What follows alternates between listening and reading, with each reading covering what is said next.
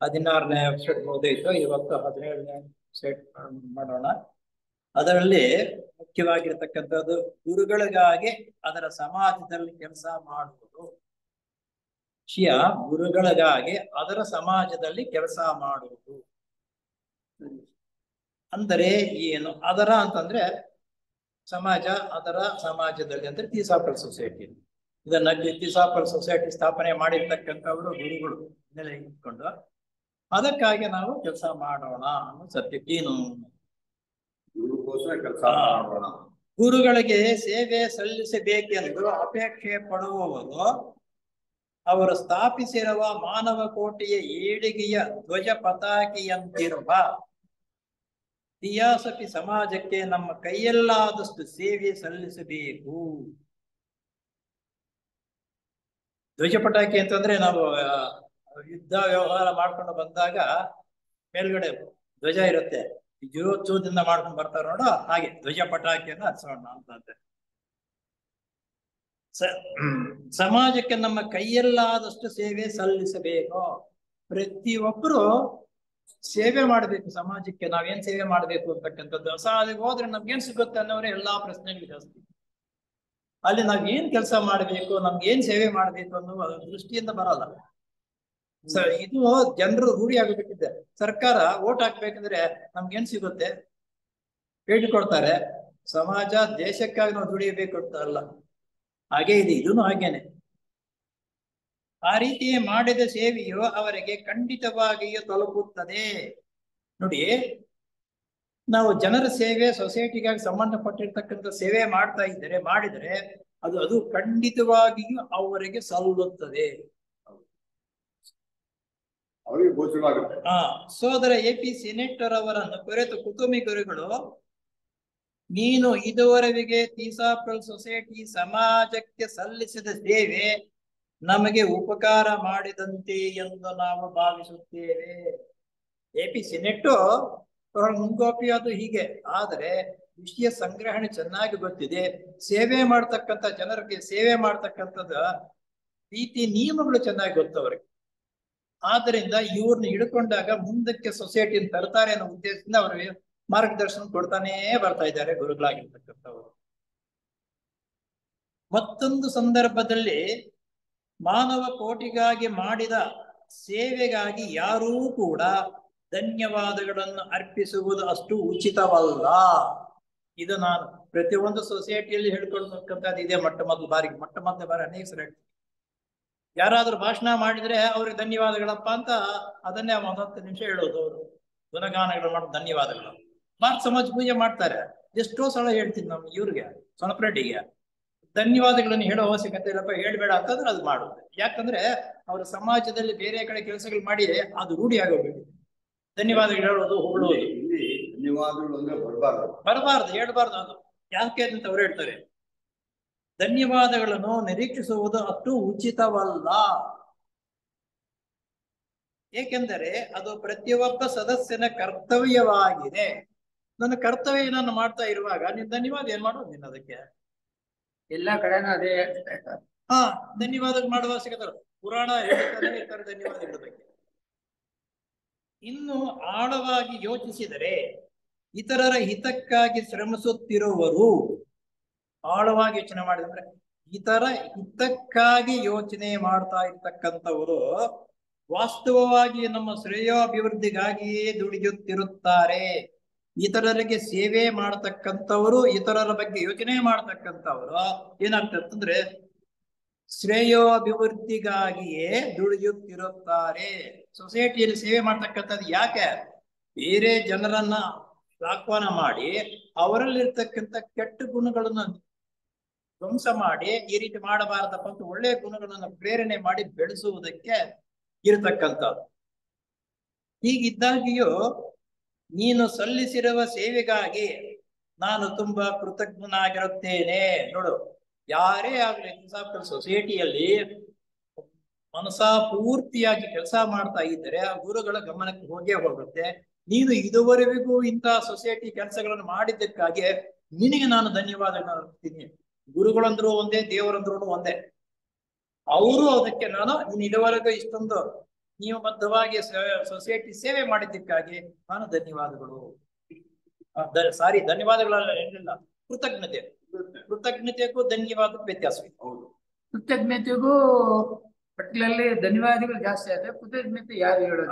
ಧನ್ಯವಾದಗಳು ಅಂತಂದ್ರೆ ಅವ್ರು ಹೇಳಿದ ಮಾತು. ಕೃತಜ್ಞತೆ ಅಂದ್ರೆ ನೀನು ಒಳ್ಳೆ ತುಂಬಾ ಕೆಲಸ ಮಾಡ್ತಾ ಇದೀಯ, ಒಳ್ಳೆ ಉತ್ತಮವಾಗಿ ಕೆಲಸ ಮಾಡ್ತಾ ಇದೀಯಪ್ಪ ಅಂತ ಅವ್ರಿಗೆ ಕೃತಜ್ಞತೆ ಸಲ್ಲಿಸೋದು. ಹೊಗಳುವುದು ತಪ್ಪೇ.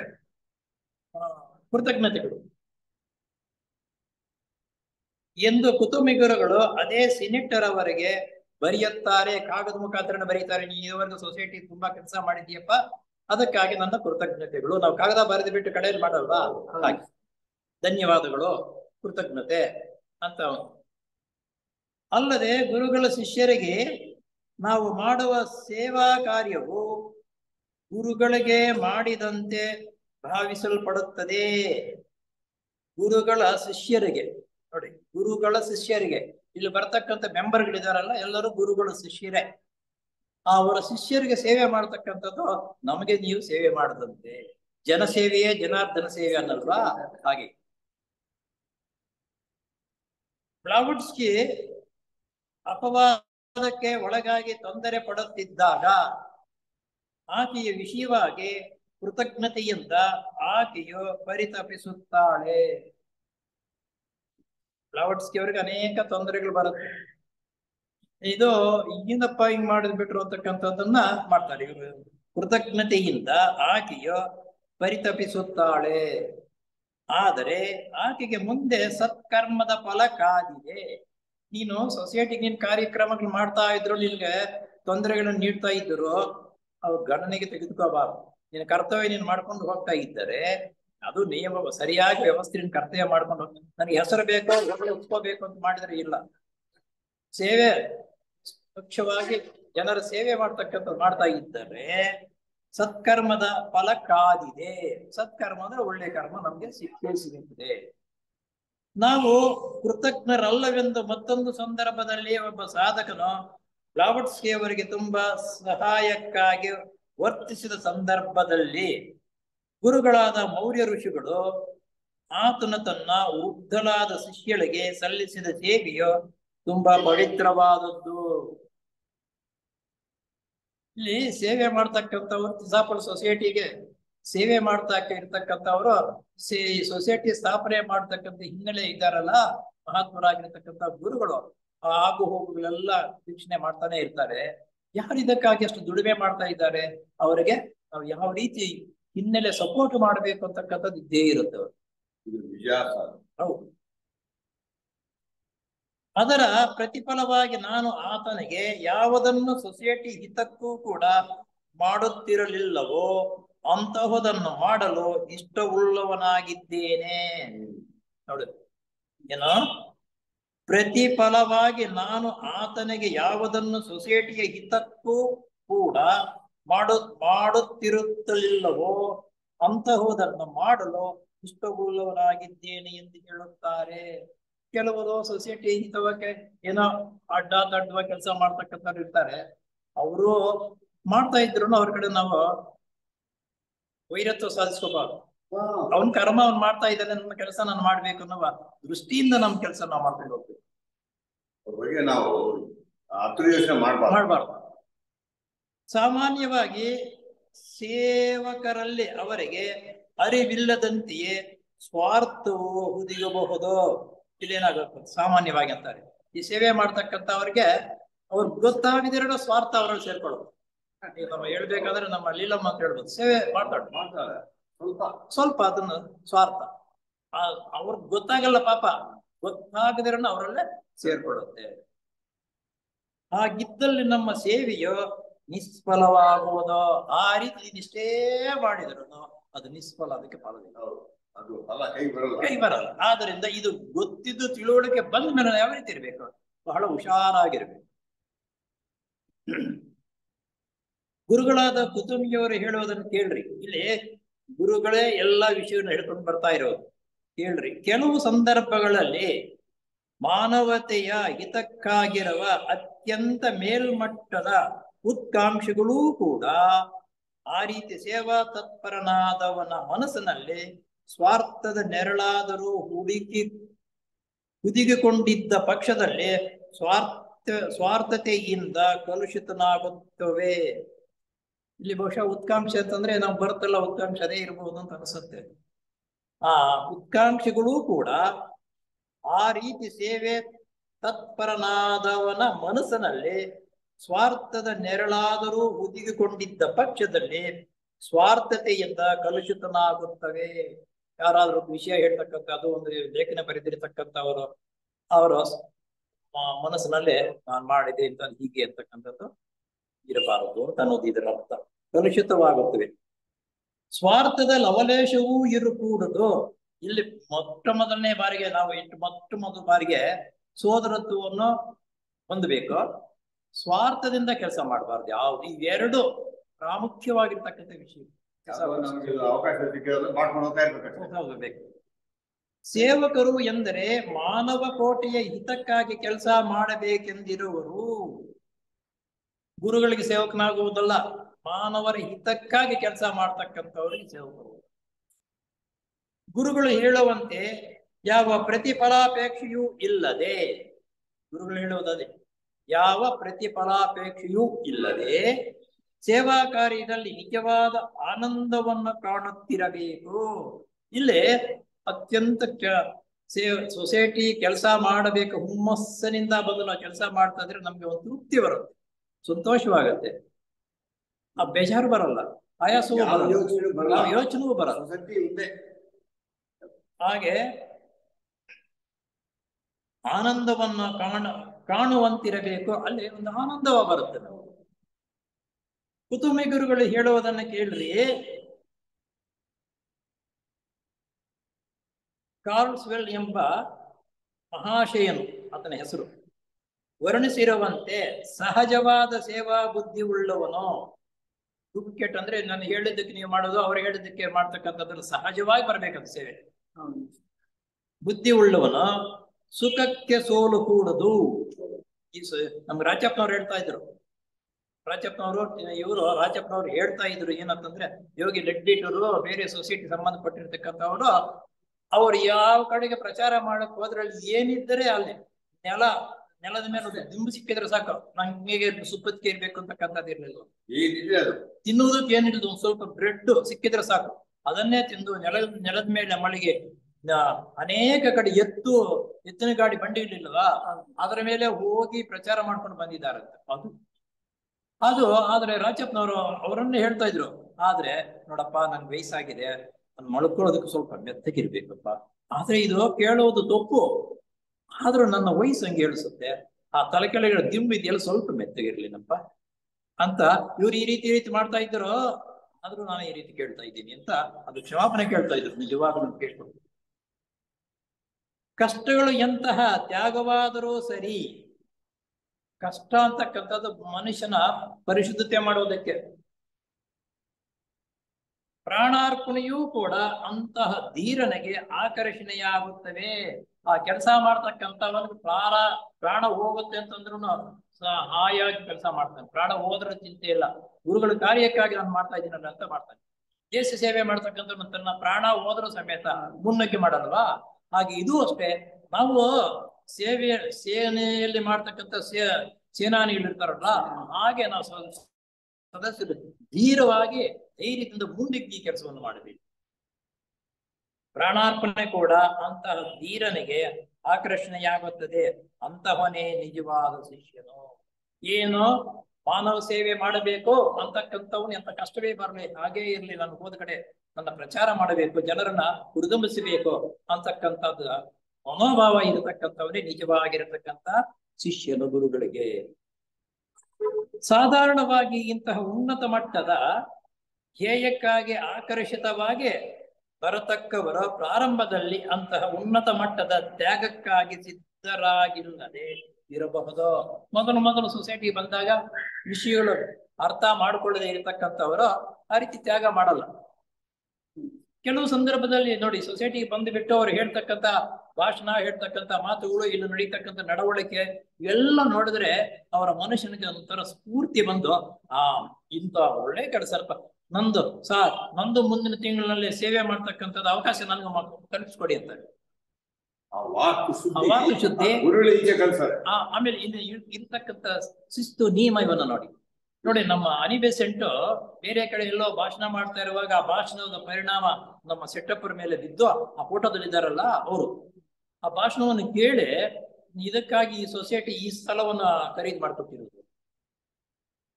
ಎಂತಹ ಫಲವತ್ತಾಗಿರ್ಬೇಕು ಅವರ ಭಾಷಣ ಅಂತಂದ್ರೆ, ಎಷ್ಟು ರಸವತ್ತಾಗಿರ್ಬೇಕು, ಎಷ್ಟು ಆಕರ್ಷಣೆ ಆಗಿರ್ಬೇಕು ಮನುಷ್ಯರಿಗೆ. ಅವನು ಹಿಡಿದಿರ್ಬೇಕು ಅವ್ರು ಹೇಳ್ತಕ್ಕಂಥ ಮಾತುಗಳಿಗೆ. ಹಾಗೆ ಸಿದ್ಧವಾಗುತ್ತೆ ಇರಬಹುದು, ಚಿಂತೆ ಇಲ್ಲ. ನೋಡು, ಉನ್ನತ ಮಟ್ಟದ ತ್ಯಾಗಕ್ಕಾಗಿ ಸಿದ್ಧರಾಗಿಲ್ಲದೆ ಇರಬಹುದು, ಚಿಂತೆ ಇಲ್ಲ. ನಮ್ಮ ಕೈಯಲ್ಲಾದಷ್ಟು ನಿರ್ವಂಚನೆಯಿಂದ ಮಾಡುತ್ತಾ ಬರೋಣ. ನಮ್ಮ ಕೈಯಲ್ಲಾದಷ್ಟು ವಂಚನೆ ಮಾಡ್ತಕ್ಕಂಥದ್ದು ಹೆಸರು ಬೇಕು, ಏನೋ ಯಾಮಾರಿದ್ರೆ ಓಡ್ಕೊಂಡು ಹೋಗ್ಬೇಕು ಅಂತಕ್ಕಂಥದ್ದಲ್ಲ. ನಿರ್ವಂಚನೆಯಿಂದ ಕೆಲಸ ಪ್ರಾರಂಭ ಮಾಡೋಣ. ಆ ರೀತಿ ಹೃತ್ಪೂರ್ವಕವಾಗಿ ಮಾಡುವ ಅಲ್ಪ ಸ್ವಲ್ಪ ಸೇವೆಯೂ ಕೂಡ ಗುರುಗಳ ದೃಷ್ಟಿಯಲ್ಲಿ ಮಾನ್ಯವಾದದ್ದೇ. ಅಲ್ಪ ಸ್ವಲ್ಪ ಸೇವೆ. ಏನ್ ಸೇವೆ ಅಂತಂದ್ರೆ, ನಾವು ಬಂದು ಇಲ್ಲಿ ನೋಡು ಎಲ್ಲ ಕಸ ಕಡ್ಡಿ ಇತ್ತಪ್ಪ, ಅದನ್ನ ಪರಕೆ ತಕೊಂಡು ಗುಡಿಸಿದಾಗ ಅದಕ್ಕಿಂತ ಸೇವೆ ಇದೆಯಾ? ನನಗೆ ಒಳ್ಳೆ ಭಾಷಣ ಮಾಡ್ತಕ್ಕಂಥ ಸ್ಥಳ ಸಿಕ್ಕಿದ್ರೆ ನಾನು ಬರ್ತೀನಿ, ಹಿಡಿದ್ರೆ ನಾನು ಬರಲ್ಲ ಅನ್ನೋದು ಮೂರ್ಖತನ. ಹೌದು. ಅದಕ್ಕೆ ನಮ್ಮ ಸೇತುವೆ ಕಟ್ಟುವಾಗ ಅಳಲು ಮರಳು ಉಳ್ಕೊಂಡು ಬಂದ್ರು ಅಂತ ಅನ್ನೋದು ಅದೊಂದು ರಾಮಾಯಣ ಕಥೆ. ಆದ್ರೆ ಆ ರೀತಿ ಸೇವೆ ಮಾಡ್ತಕ್ಕಂಥದ್ದು ಒಳ್ಳೆಯದು ಅಂತ.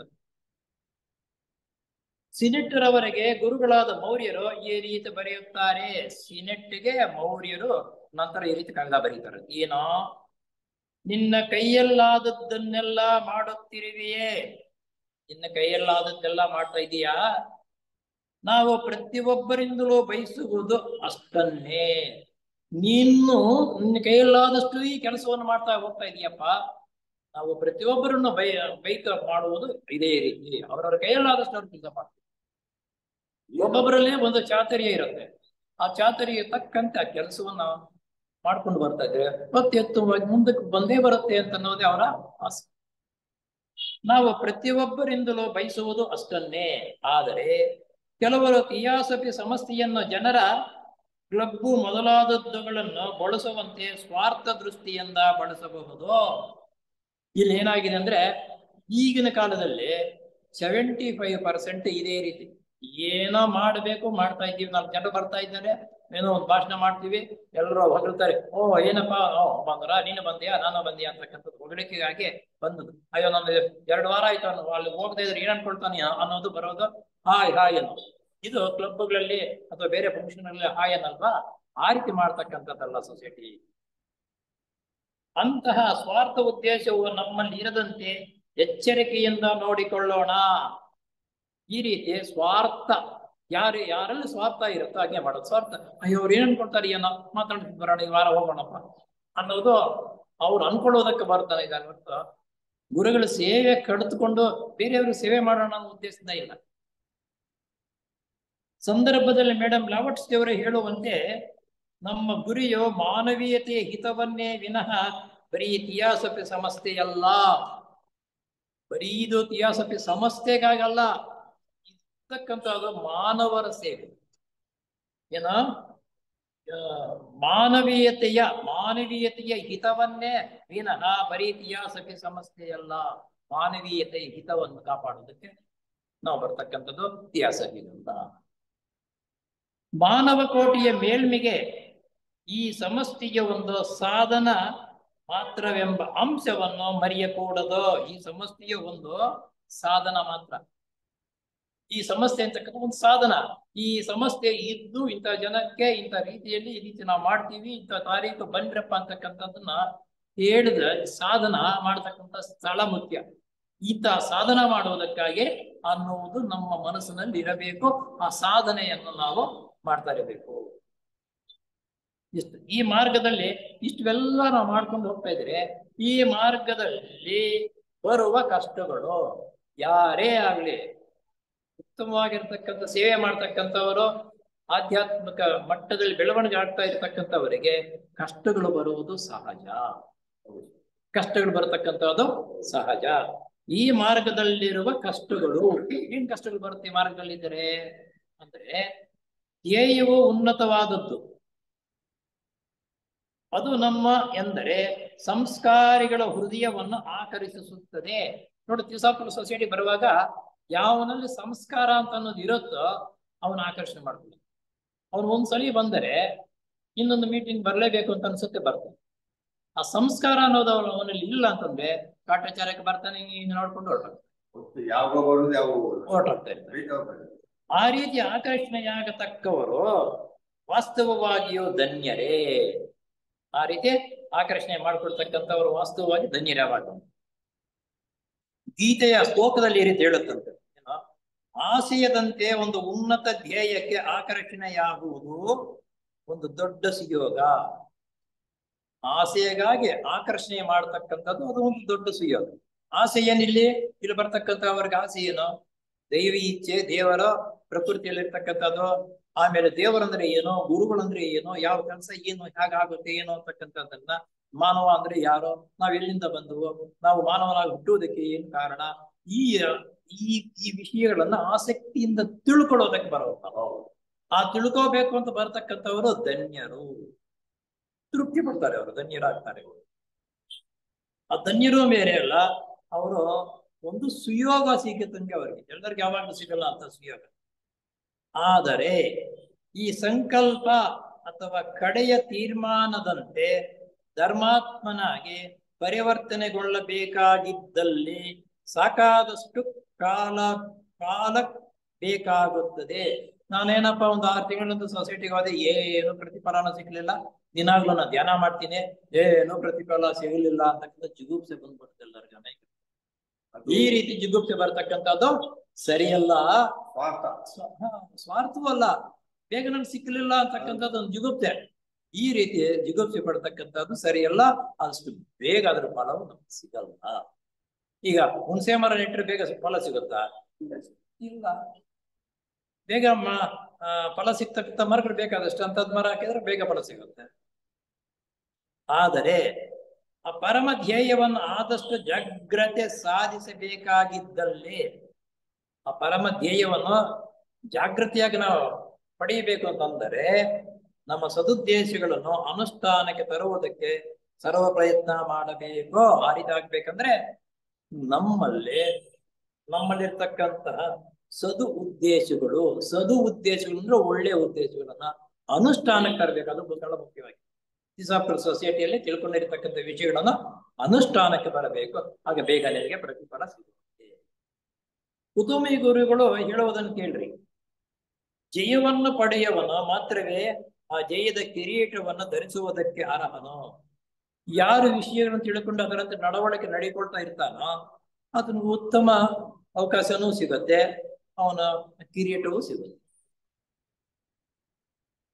ಯಾರು ತನ್ನ ಸ್ವ ಸಾಮರ್ಥ್ಯದಿಂದ ಕಾಮವನ್ನು ಮತ್ತು ಐಹಿಕವಾದ ಉದ್ವೇಗಗಳನ್ನು ಹೋರಾಡಿ ಜಯಿಸಬಲ್ಲನೋ ಅಂಥವನು ಮಾತ್ರ ಮೇಲ್ಕಂಡ ಕಿರೀಟವನ್ನು ತಾನೇ ತನ್ನ ತಲೆಯ ಮೇಲೆ ಇಟ್ಟುಕೊಳ್ಳಲು ಅರ್ಹನು. ಇಲ್ಲೇ ನಿಮ್ಗೆ ಅರ್ಹತೆ ಬರಬೇಕಾದ್ರೆ ಬೇರೆಯವರ ಹೊಗಳಿಕೆ, ಬೇರೆಯವರು ಹೇಳೋದ್ರಿಂದ ಬರಲ್ಲ. ತನ್ನಷ್ಟಕ್ಕೆ ತಾನೇ ದುಡಿಯಬೇಕು. ಒಳ್ಳೆಯದ್ಯಾವುದು ಕೆಟ್ಟದ್ಯಾವುದು ಅಂತಕ್ಕಂಥದ್ದು ವಿಷಯವನ್ನ ಗ್ರಹಿಸ್ಬೇಕು. ಒಳ್ಳೆಯದನ್ನ ತಿಳ್ಕೊಂಡಿರ್ತಕ್ಕಂಥದ್ದನ್ನ ಅನುಷ್ಠಾನಕ್ಕೆ ತಂದಾಗ ತನ್ನ ಹೆಗಲಿಗೆ, ತನ್ನ ತಲೆಗೆ ಕಿರೀಟ ಅಂತಕ್ಕಂಥ ಅಂದ್ರೆ ಒಳ್ಳೆಯ ಹೆಸರು ಬರತಕ್ಕಂಥದ್ದು ಕಿರೀಟ ಅಂತಂದ್ರೆ ಅದಷ್ಟಕ್ಕದೆ ಬರುತ್ತೆ. ಭಗವಾನ್ ಬುದ್ಧರು ಯಾರು ಯುದ್ಧ ರಂಗದಲ್ಲಿ ಸಾವಿರಾರು ಜನರನ್ನು ಸದೆಬಡೆಯ ಬಲ್ಲನೋ ಅಂಥವನಿಗಿಂತಲೂ ತನ್ನ ನೀಚ ಸ್ವಭಾವವನ್ನು ಪೂರ್ತ ಜಯಿಸಬಲ್ಲದಂತಹ ಧೀರನು ವಾಸ್ತವವಾಗಿಯೂ ದೊಡ್ಡವನು. ಭಗವಾನ್ ಬುದ್ಧರು ಹೇಳ್ತಾರೆ, ಯುದ್ಧ ಭೂಮಿಗೆ ಹೋಗ್ಬಿಟ್ಟು 100 ಜನರನ್ನ ಸಾಯಿಸಿಬಿಟ್ಟು ಬಂದಾಗ ಅವನು ಧೀರನಲ್ಲವಂತೆ. ತನ್ನಲ್ಲಿರತಕ್ಕಂತಹ ಕೆಟ್ಟ ಭಾವನೆಗಳು, ಕೆಟ್ಟ ಯೋಚನೆಗಳನ್ನು ಗೆಲ್ಲುತ್ತಾನೆ ನೋಡು, ಅವನು ಧೀರನಾಗುವುದು ಅಂತ ಭಗವಾನ್ ಬುದ್ಧರು ಹೇಳ್ತಾರೆ. ಎಂಬ ಮಹಾವಾಕ್ಯ ಬರೀ ಮಾತಲ್ಲ. ಆ ರೀತಿ ಹೇಳ್ತಕ್ಕಂಥ ಮಾತು ಬರೀ ಮಾತಲ್ಲಪ್ಪ ಅದು. ಗಿಲ್ಲದಿದ್ದ ಪಕ್ಷದಲ್ಲಿ ಜೀವನ್ಮುಕ್ತ ಪದವಿಯು ಎಲ್ಲರೂ ಪಡೆಯುವಷ್ಟು ಸುಲಭ ಸಾಧ್ಯವಾಗುತ್ತಿತ್ತು. ಆ ರೀತಿ ಇಲ್ಲದೆ ಹೋದ್ರೆ ಜೀವನ್ಮುಕ್ತಿ ಪದವಿ ಎಲ್ಲರೂ ಪಡೆಯಬಹುದಾಗಿತ್ತು. ಆದ್ರಿಂದ ಎಲ್ಲರೂ ಪಡೆಯೋಕ್ಕಾಗಲ್ಲ. ಯಾವಾಗ ತಿಳುವಳಿಕೆ ಬಂದು ವಿಷಯಗಳನ್ನು ಗ್ರಹಿಸಿಕೊಂಡು ಒಳ್ಳೇದ್ಯಾವುದು ಕೆಟ್ಟದ್ದಾವುದು ಅಂತಕ್ಕಂಥ ಅದನ್ನ ವಿಂಗಡಣೆ ಮಾಡ್ತಕ್ಕಂಥ ಸಾಮರ್ಥ್ಯ ಬಂದು ಕೆಟ್ಟದ್ದನ್ನು ಮಾಡಿದಿರ ಒಳ್ಳೆಯ ಕೆಲಸಗಳನ್ನು ಮಾಡಿ ಅದರಂತೆ ತನ್ನ ನಡತೆಯನ್ನು ನಡೆದಾಗ ಅವನು ಜೀವನ್ಮುಕ್ತನಾಗ್ತಾನೆ. ನಮ್ಮ ಉದ್ದೇಶಗಳು ಒಳ್ಳೆಯ ಸುಲಭವಾಗಿದ್ದರೆ ಸಾಲದು.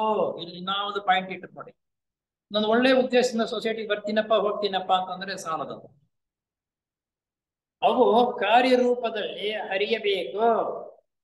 ಬರ್ತೀವಿ ಹೋಗ್ತೀವಿ ಅಂತಂದ್ರೆಲ್ಲ ಕಾರ್ಯರೂಪದಲ್ಲಿ ಬರ್ಬೇಕು. ಈಗ ಮುನಿಯಪ್ಪನವ್ರು ಬರ್ತಾರೆ ಪ್ರತಿ ಭಾನುವಾರ ಮೊದಲೇ ಭಾರತ ಸಮಾಜ ಪೂಜೆಗೆ ಬೇಕಾಗಿರ್ತಕ್ಕಂಥ ಎಲ್ಲ ಒಂದು ಸಿದ್ಧತೆ ಮಾಡ್ತಾರೆ, ಚೇರುಗಳಾಗ್ತಾರೆ. ಅದು ಕಾರ್ಯ ಮಾಡ್ಬೇಕು. ನಾನು ಬಂದೆ ಅಲ್ಲಿ ನಿಂತಿದ್ರೆ ಸರಿ. ಸಿನೆಟ್ರವರೆಗೆ ಕುತುಂಬಿ ಗುರುಗಳು ಹೀಗೆ ಉತ್ತೇಜಿಸುತ್ತಾರೆ. ಸಿನೆಟ್ರವರೆಗೆ ಕುತುಂಬಿ ಗುರುಗಳು ಉತ್ತೇಜನ ಕೊಡ್ತಾರೆ. ಅವರ ಉತ್ತೇಜನಗಳು ಕೊಡ್ತಾ ಇರುವುದರಿಂದ ಸಿನೆಟ್ ಮುಂದಕ್ಕೆ ಬಂದು ವಿಷಯನ ಗ್ರಹಿಸಿದ್ದು ಸಮೇತ. ಅವರು ಉತ್ತಮವಾಗಿರ್ತಕ್ಕಂಥ ಚೈತನ್ಯವಿದೆ, ಚಾತುರ್ಯವಿದೆ, ಜನರನ್ನ ಹೊರದುಂಬಿಸ್ತಕ್ಕಂಥದ್ದು. ಆದ್ರಿಂದ ಇವ್ರ ಹಿನ್ನೆಲೆ ಸ್ವಲ್ಪ ತಪ್ಪುಗಳಿದ್ರು ಸಮೇತ ಅವ್ರಿಗೆ ಸಪೋರ್ಟ್ ಮಾಡ್ತಾ ಇದ್ರು. ನನ್ನ ಸ್ನೇಹಿತನೇ, ನೀನು ವಾಸ್ತವವಾಗಿಯೂ ಸರಿಯಾದ ದಾರಿಯಲ್ಲಿ ಇರುತ್ತೀಯಾ? ಸಿನೆಟ್ನವ್ರನ್ನ ಅಲ್ಲ, ನನ್ನ ಸ್ನೇಹಿತನೇ ನೀನೇನು ಸರಿಯಾದ ದಾರಿಯಲ್ಲಿ ಇದ್ದೀಯಾ? ನನ್ನ ಸ್ನೇಹಿತನೇ, ನೀನು ವಾಸ್ತವವಾಗಿಯೂ ಸರಿಯಾದ ದಾರಿಯಲ್ಲೇ ಇರುತ್ತೀಯ. ಬರೀ ಮಾತಿನ ಮನುಷ್ಯನಲ್ಲ. ಕೆಲವರು ಮಾತುಗಳಿರ್ತಾರ, ನೀನು ಆ ರೀತಿಯ ಮಾತಿನ ಮನುಷ್ಯನಲ್ಲ. ಕಾರ್ಯತಃ ಸಾಧಿಸಿ ದೀರ್ಘಕಾಲ ಬಾಳಿ ಅಂತ ಆದರ್ಶವನ್ನು ಎತ್ತಿ ಹಿಡಿಯಿರಿ. ನೀನು ದೀರ್ಘಕಾಲ ಬದುಕಿ ಅಂತ ಆದರ್ಶ ಕೆಲಸಗಳನ್ನ ಮಾಡಿ ನಿನ್ನದನ್ನ ಸಾಧಿಸು. ಅಲ್ಲದೆ ಮತ್ತೊಂದು ಸಂದರ್ಭದಲ್ಲಿ ಆತನಿಗೆ ನಿನ್ನ ಪ್ರಯತ್ನದ ಗೊಂದಲಗಳು, ಮುಂದಿನ ವೈಫಲ್ಯಗಳು ಇವುಗಳೆಲ್ಲವೂ ನಮ್ಮ ಗಮನಕ್ಕೆ ಬಂದಿವೆ. ನೀನು ಎಷ್ಟು ಪ್ರಯತ್ನ ಪಡ್ತಾ ಇದ್ದೀಯಾ, ಅಲ್ಲಿ ಏನ ತೊಂದರೆಗಳು ಮಾಡ್ತಾ ಇದ್ದೀಯಾ ಅಂತಕ್ಕಂಥದ್ದು ಎಲ್ಲಾ ಸೊಸೈಟಿಯಲ್ಲಿ ಸದಸ್ಯನಾಗಿರ್ತಕ್ಕಂಥ ಪ್ರತಿಯೊಬ್ಬರು ಮಾಡ್ತಕ್ಕಂಥ ಕೆಲಸಗಳು ಆ ಗುರುಗಳಿಗೆ ಗೊತ್ತಾಗ್ತಾ ಇರುತ್ತದೆ, ತಿಳಿಯತಕ್ಕಂಥ ಸಾಮರ್ಥ್ಯ ಅವರಿಗಿದೆ. ನಮ್ಮ ಭರವಸೆಗೆ ಅರ್ಹನಾದ ಸ್ನೇಹಿತನೇ, ಸಿನೆಟ್ನವ್ರನ್ನ ಕುತುಂಬ ಮಾರ್ಗದ ಸ್ನೇಹಿತ ರೂಪದ ಅಚ್ಚಳಿಯದ ಗುರುಗಳ ದಪ್ತರದಲ್ಲಿ ನೀನೇ, ಗುರುಗಳ ದಪ್ತರ ಅಂತ ದೊಡ್ಡ ಪುಸ್ತಕ, ಅದರಲ್ಲಿ ನೀನೇ ಬರ್ಕೊಂಡಿದ್ದೀಯಾ ಅಂತ.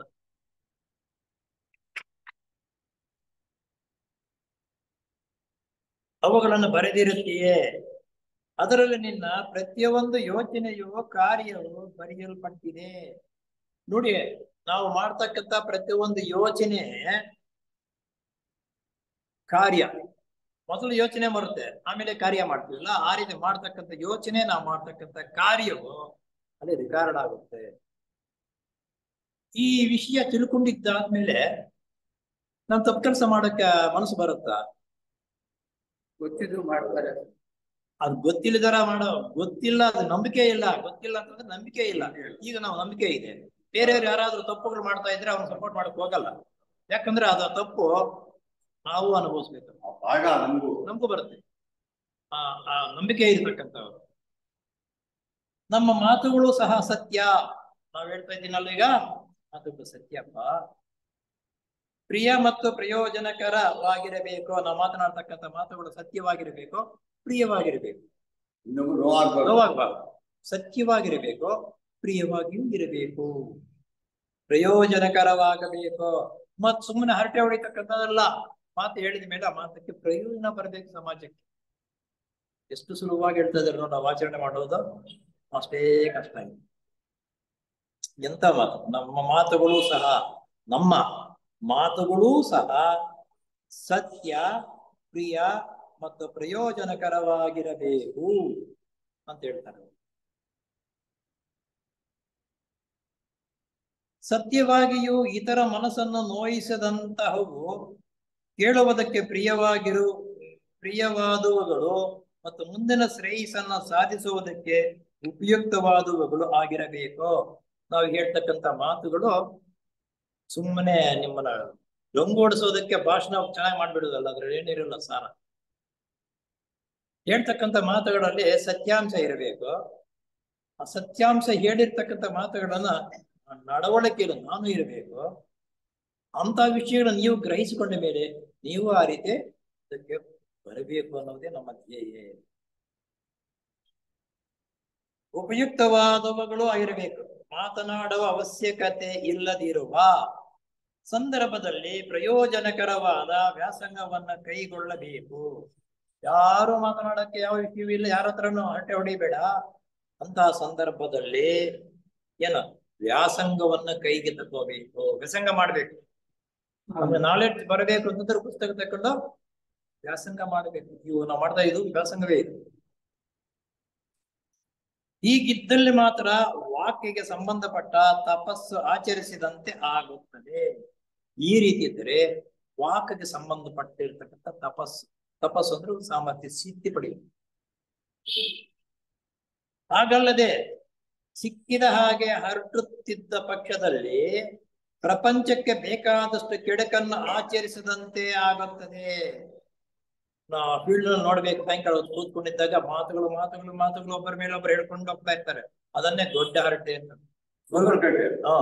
ಗುರುಗಳು ಮತ್ತೆ ಯೋಗಪಥದಲ್ಲಿ ದೊಡ್ಡ ಹರಟೆ ಅಂತಲೇ ಅದನ್ನ ದೊಡ್ಡ ಹರಟೆ ಹೊಡೆಯೋದ್ರಿಂದ ನನಗೆ ಎಷ್ಟು ಪ್ರಯೋಜನವಾಗುತ್ತೆ, ಸಮಾಜಕ್ಕೆ ಎಷ್ಟು ಪ್ರಯೋಜನವಾಗುತ್ತೆ. ಪ್ರಯೋಜನ ಅಂದ್ರೆ ಇದರಲ್ಲಿ ಯಾವ ಪ್ರಯೋಜನ? ಉದ್ಧಾರ ಆಗುವುದಕ್ಕಂತ ಪ್ರಯೋಜನ ಅಲ್ಲ. ಆ ರೀತಿ ಆಗುತ್ತೆ. ದೊಡ್ಡ ಹರಟೆ ಸರಿಯಲ್ಲ. ಕೆಡುಕನ್ನು ಆಚರಿಸದಂತೆ ಆಗುತ್ತದೆ. ಆ ರೀತಿ ದೊಡ್ಡ ಹರಟೆ ಕೆಡ್ಸಕ್ ಬಾರದ ಮಾತುಗಳಾಡ್ಕೊಂಡಿದ್ದರೆ ಕೆಡುಕುಗೆ ಆಚರಣೆ ಮಾಡದಂತ ಆಗುತ್ತೆ. ಇಷ್ಟೊಂದು ಯೋಚನೆ ಮಾಡಿದ್ರೆ ನಾವು ಏನಾಗ್ಬೇಕು? ಎಷ್ಟು ತಪ್ಪುಗಳಿದೆ ನಮ್ಮಲ್ಲಿ, ಎಷ್ಟು ಸರಿದಿದ್ಕೋಬೇಕು ನಾವು. ಇವು ಗೊತ್ತಿದ್ದ ಮೇಲೆ ನಂತರ ಅದ ಕಡೆ ನಾವು ಗಮನ ಕೊಡಕ್ ಆಗತ್ತಾ? ಕೊಡಲೂಬಾರದು. ಆ ರೀತಿ ಜನರೆಲ್ಲರೂ ಮಾತನಾಡದೆ ಮೌನವಾಗಿದ್ದ ಪಕ್ಷದಲ್ಲಿ ಪ್ರಪಂಚವು ಅನುಭವಿಸುತ್ತಿರುವ ದುಃಖದಲ್ಲಿ 10ಕ್ಕೆ 9ರಷ್ಟು ಕಡಿಮೆಯಾಗುವುದರಲ್ಲಿ ಸಂಶಯವಿಲ್ಲ. ಈ ರೀತಿ ದೊಡ್ಡ ಹರಟೆ ಹೊಡೆದಿರ ಸುಮ್ಮನೆ ಮೌನವಾಗಿದ್ದುಕೊಂಡು ಅದನ್ನ ಒಳ್ಳೆಯ ಯೋಚನೆ ಮಾಡ್ಕೊಂತ ಇದ್ದಾರೆ 10ಕ್ಕೆ 9ರಷ್ಟು ಕಡಿಮೆಯಾಗುತ್ತದೆ ಕಷ್ಟಗಳಂತಕ್ಕಂಥ ಎಲ್ಲರಿಗೂ ಇದೆಯಲ್ಲ. 10ಕ್ಕೆ 9ರಷ್ಟು ಕಡಿಮೆಯಾಗುತ್ತದೆ. ಏನ್ ಮಾಡ್ಬೇಕು? ಅವೇನಲ್ಲ ಹೊರೆಯುವುದಿಲ್ಲ, ಇದು ಇಲ್ಲ, ಮೌನವಾಗಿರಬೇಕು. ಮೌನವಾಗಿರತಕ್ಕಂಥ ಸಂದರ್ಭದಲ್ಲಿ ಪುಸ್ತಕವನ್ನು ತೆಗೆದುಕೊಳ್ಳುವ ಕೆಲಸ. ಅಲ್ಲದೆ ವಿವೇಚನೆ ಇಲ್ಲದೆ ಮಾತನಾಡುತ್ತಿದ್ದೇವೆ. ಇವೆಲ್ಲ ನಾವು ತಿಳ್ಕೊಂಡಿದ್ದಾದ ಮೇಲೆ ಮಾತನಾಡಕ್ ಹೋದ್ರೆ ನಮ್ಗೆ ವಿವೇಚನೆ ಇದೆಯಾ? ವಿವೇಚನೆ ಇಲ್ಲದೆ ಮಾತನಾಡಬಾರ್ದು. ಎಷ್ಟೋ ಗೋಪ್ಯವಾಗಿರಬೇಕಾಗಿದ್ದ ರಹಸ್ಯಗಳನ್ನು ಹೊರಗೆಳೆಯುತ್ತೇವೆ. ಮಾತುಗಳು ಬಂದು ಗೋಪ್ಯವಾಗಿ ಮಾತು ಹೇಳ್ತಾ ಗೋಪ್ಯವಾಗಿರ್ತಕ್ಕಂಥದ್ದನ್ನ ಈಚೆ ಬಂದ್ಬಿಡುತ್ತೆ.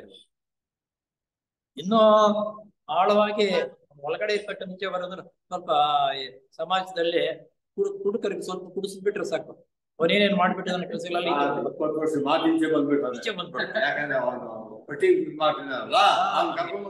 ಬಂದ್ಬಿಡ್ತದೆ. ಹಂಗೆ ರಹಸ್ಯಗಳನ್ನು ಹೊರತೆಗೆಯುತ್ತವೆ.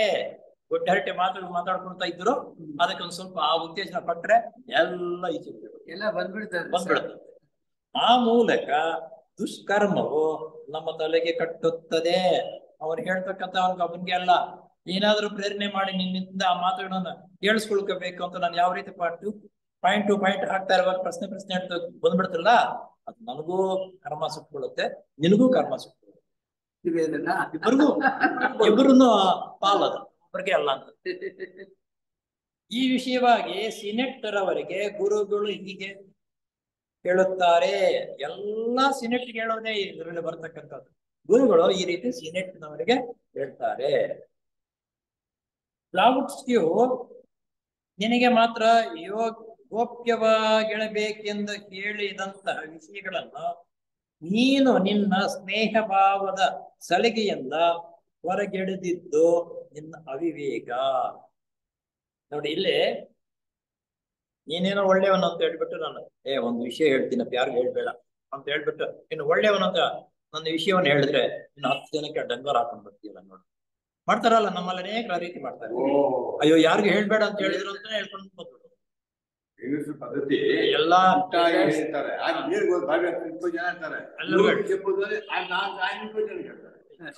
ಏನ್ ಚೆನ್ನಾಗಿ ಹೇಳ್ತಾರೆ ಇಲ್ಲಿ. ಲಾವುಟ್ಸ್ಕಿಯವರು ನಿನಗೆ ಮಾತ್ರ ಗೋಪ್ಯವಾಗಿಡಬೇಕೆಂದು ಹೇಳಿದಂತಹ ವಿಷಯಗಳನ್ನು ನೀನು ನಿನ್ನ ಸ್ನೇಹ ಭಾವದ ಸಲಿಗೆಯಿಂದ ಹೊರಗೆಳೆದಿದ್ದು ನಿನ್ನ ಅವಿವೇಕವು. ಲಾವುಟ್ಸ್ಕಿ ಅನ್ನೋರು ಕೆಲವು ನೀನು ಅಭಿವೃದ್ಧಿ ಆಗ್ಬೇಕು, ಉದ್ಧಾರ ಆಗ್ಬೇಕು ಅಂತಕ್ಕಂಥ ಕೆಲವು ನಿಯಮಗಳನ್ನು ಹೇಳ್ಕೊಳ್ತಾರೆ. ಆ ನಿಯಮಗಳು ಬೇರೆಯವ್ರಿಗೆ ಹೇಳಿದ್ರೆ ಅದರಿಂದ ಕೆಡುಕಾಗುತ್ತೆ. ಅವನು ಬೇರೆಯವ್ರಿಗೆ ಯಾರಿಗೂ ಹೇಳ್ಬೇಡ ನೀನು ಅಂತ ಹೇಳಿದಾಗ ಮಾತುಗಳು ಬಂದಾಗ ಈ ವಿಷಯವನ್ನ ಬೇರೆಯವ್ರಿಗೆ ಹೇಳ್ಬಿಡ್ತಾನೆ. ಯಾರೋ ಸಿನೆಟ್ ನೋಡಿ ಅಂತ ತಿಳುವಳಿಕೆ ಇರ್ತಕ್ಕಂಥವ್ರು, ಗುರುಗಳೇ ಸಪೋರ್ಟ್ ಮಾಡ್ತಕ್ಕಂಥವ್ರು ಹೇಳುತ್ತಾರೆ. ಆದ್ರಿಂದ ಬೋಧನೆ ಮಾಡ್ತಕ್ಕಂಥದ್ದು ಅವನ ನಡತೆ ನಡವಳಿಕೆಗೆ ತಕ್ಕಂತ ವಿಷಯಗಳನ್ನು ಹೇಳ್ಬೇಕು ಅನ್ನೋದು ಇದಕ್ಕಾಗಿ. ಇನ್ನ ಮೇಲೆ ಆದರೂ ಎಚ್ಚರಿಕೆಯಾಗಿರೋ. ಈ ರೀತಿ ನೀನು ಹೇಳ್ಬಿಟ್ಟಪ್ಪ ನೀನು ಮುಂದೆ ಆದರೂ ಎಚ್ಚರಿಕೆಯಿಂದ ಇರು. ನಮ್ಮ ಸೊಸೈಟಿಯಲ್ಲಿ ಕೆಲವು ವಿಷಯಗಳು, ಕೆಲವು ಪುಸ್ತಕಗಳು ಗೋಪ್ಯವಾಗಿ ಯಾರು ಹೇಳಿದ್ರು ಅವರೇ ಅವರ ಓದ್ಕೋಬೇಕು, ತಿಳ್ಕೋಬೇಕು, ಇನ್ನೊಬ್ಬರು ಕೊಡಬಾರದು ಅಂತ ಅನ್ನೋದು ಆ ನಿಯಮ ಇದೆ. ಆ ನಿಯಮ ಇರುವುದನ್ನ ಏನ್ ಮಹಾ ಅಂತ ಹೇಳಿದ್ರು ಹೇಳಬೇಕು. ಯಾಕೆ ಹೇಳ್ಬಾರ್ದಪ್ಪ ಅಂದ್ರೆ ಅವನ ಮಟ್ಟಕ್ಕೆ ಬೆಳವಣಿಗೆ ಆ ವಿಷಯಗಳನ್ನ ಅರ್ಥ ಮಾಡಿಕೊಂಡು ನಡವಳಿಕೆ ಬರ್ತಾನೆ. ಆ ಮಟ್ಟದಲ್ಲಿ ಇರ್ತಕ್ಕಂಥ ವಿಷಯಗಳು ಹೇಳಿದ್ರೆ ಅವನು ಮಹಾ ಯಾರು ಹೇಳಿದ್ರಪ್ಪ ಅದನ್ನ ದೂಷಣೆ ಮಾಡ್ತಾನೆ. ಯಾವಾಗ ಅದೇ ಯಾವಾಗ ಅಂತ ಮುಖ್ಯವಾಗಿರ್ತಕ್ಕಂಥ ವಿಷಯಗಳನ್ನು ದೂಷಿಸುತ್ತಾ ಆ ವಿಷಯವನ್ನು ಹೇಳಿರ್ತಕ್ಕಂಥವ್ರಿಗೂ ಪಾಪ. ಹೌದು, ಅವನು ಬೇಕಿಲ್ಲ, ನಾವ್ ಹೇಳಿದ್ರೆ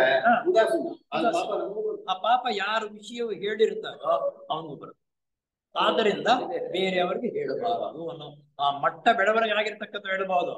ಆ ಮಟ್ಟ ಬೆಳವಣಿಗೆ ಆಗದೇ ಇರತಕ್ಕಂಥವ್ರು ಹೇಳಿದರೆ ಅವನ ಉದಾಸೀನತೆಯಿಂದ ನೋಡ್ತಾನೆ ಅದನ್ನ ವಿಷಯವನ್ನ.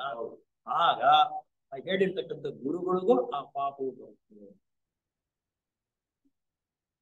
ಮೇಲೆ ಆದ್ರೆ ಇನ್ನು ಎಚ್ಚರಿಕೆ ಇದೆ ಅಂತ ವಿಷಯ ಬೇರೆಯವ್ರು ಹೇಳ್ತಾ ಇರ್ತಾನೆ. ಅದು ತಪ್ಪಪ್ಪ, ನಾನು ಹೇಳಿರ್ತಕ್ಕಂಥದ್ದು ಆ ಮಟ್ಟಕ್ಕೆ ಬಂದಿರ್ತಕ್ಕಂಥವ್ರು ಮಾತ್ರ ಆ ವಿಷಯ ಹೇಳ್ಬೋದು.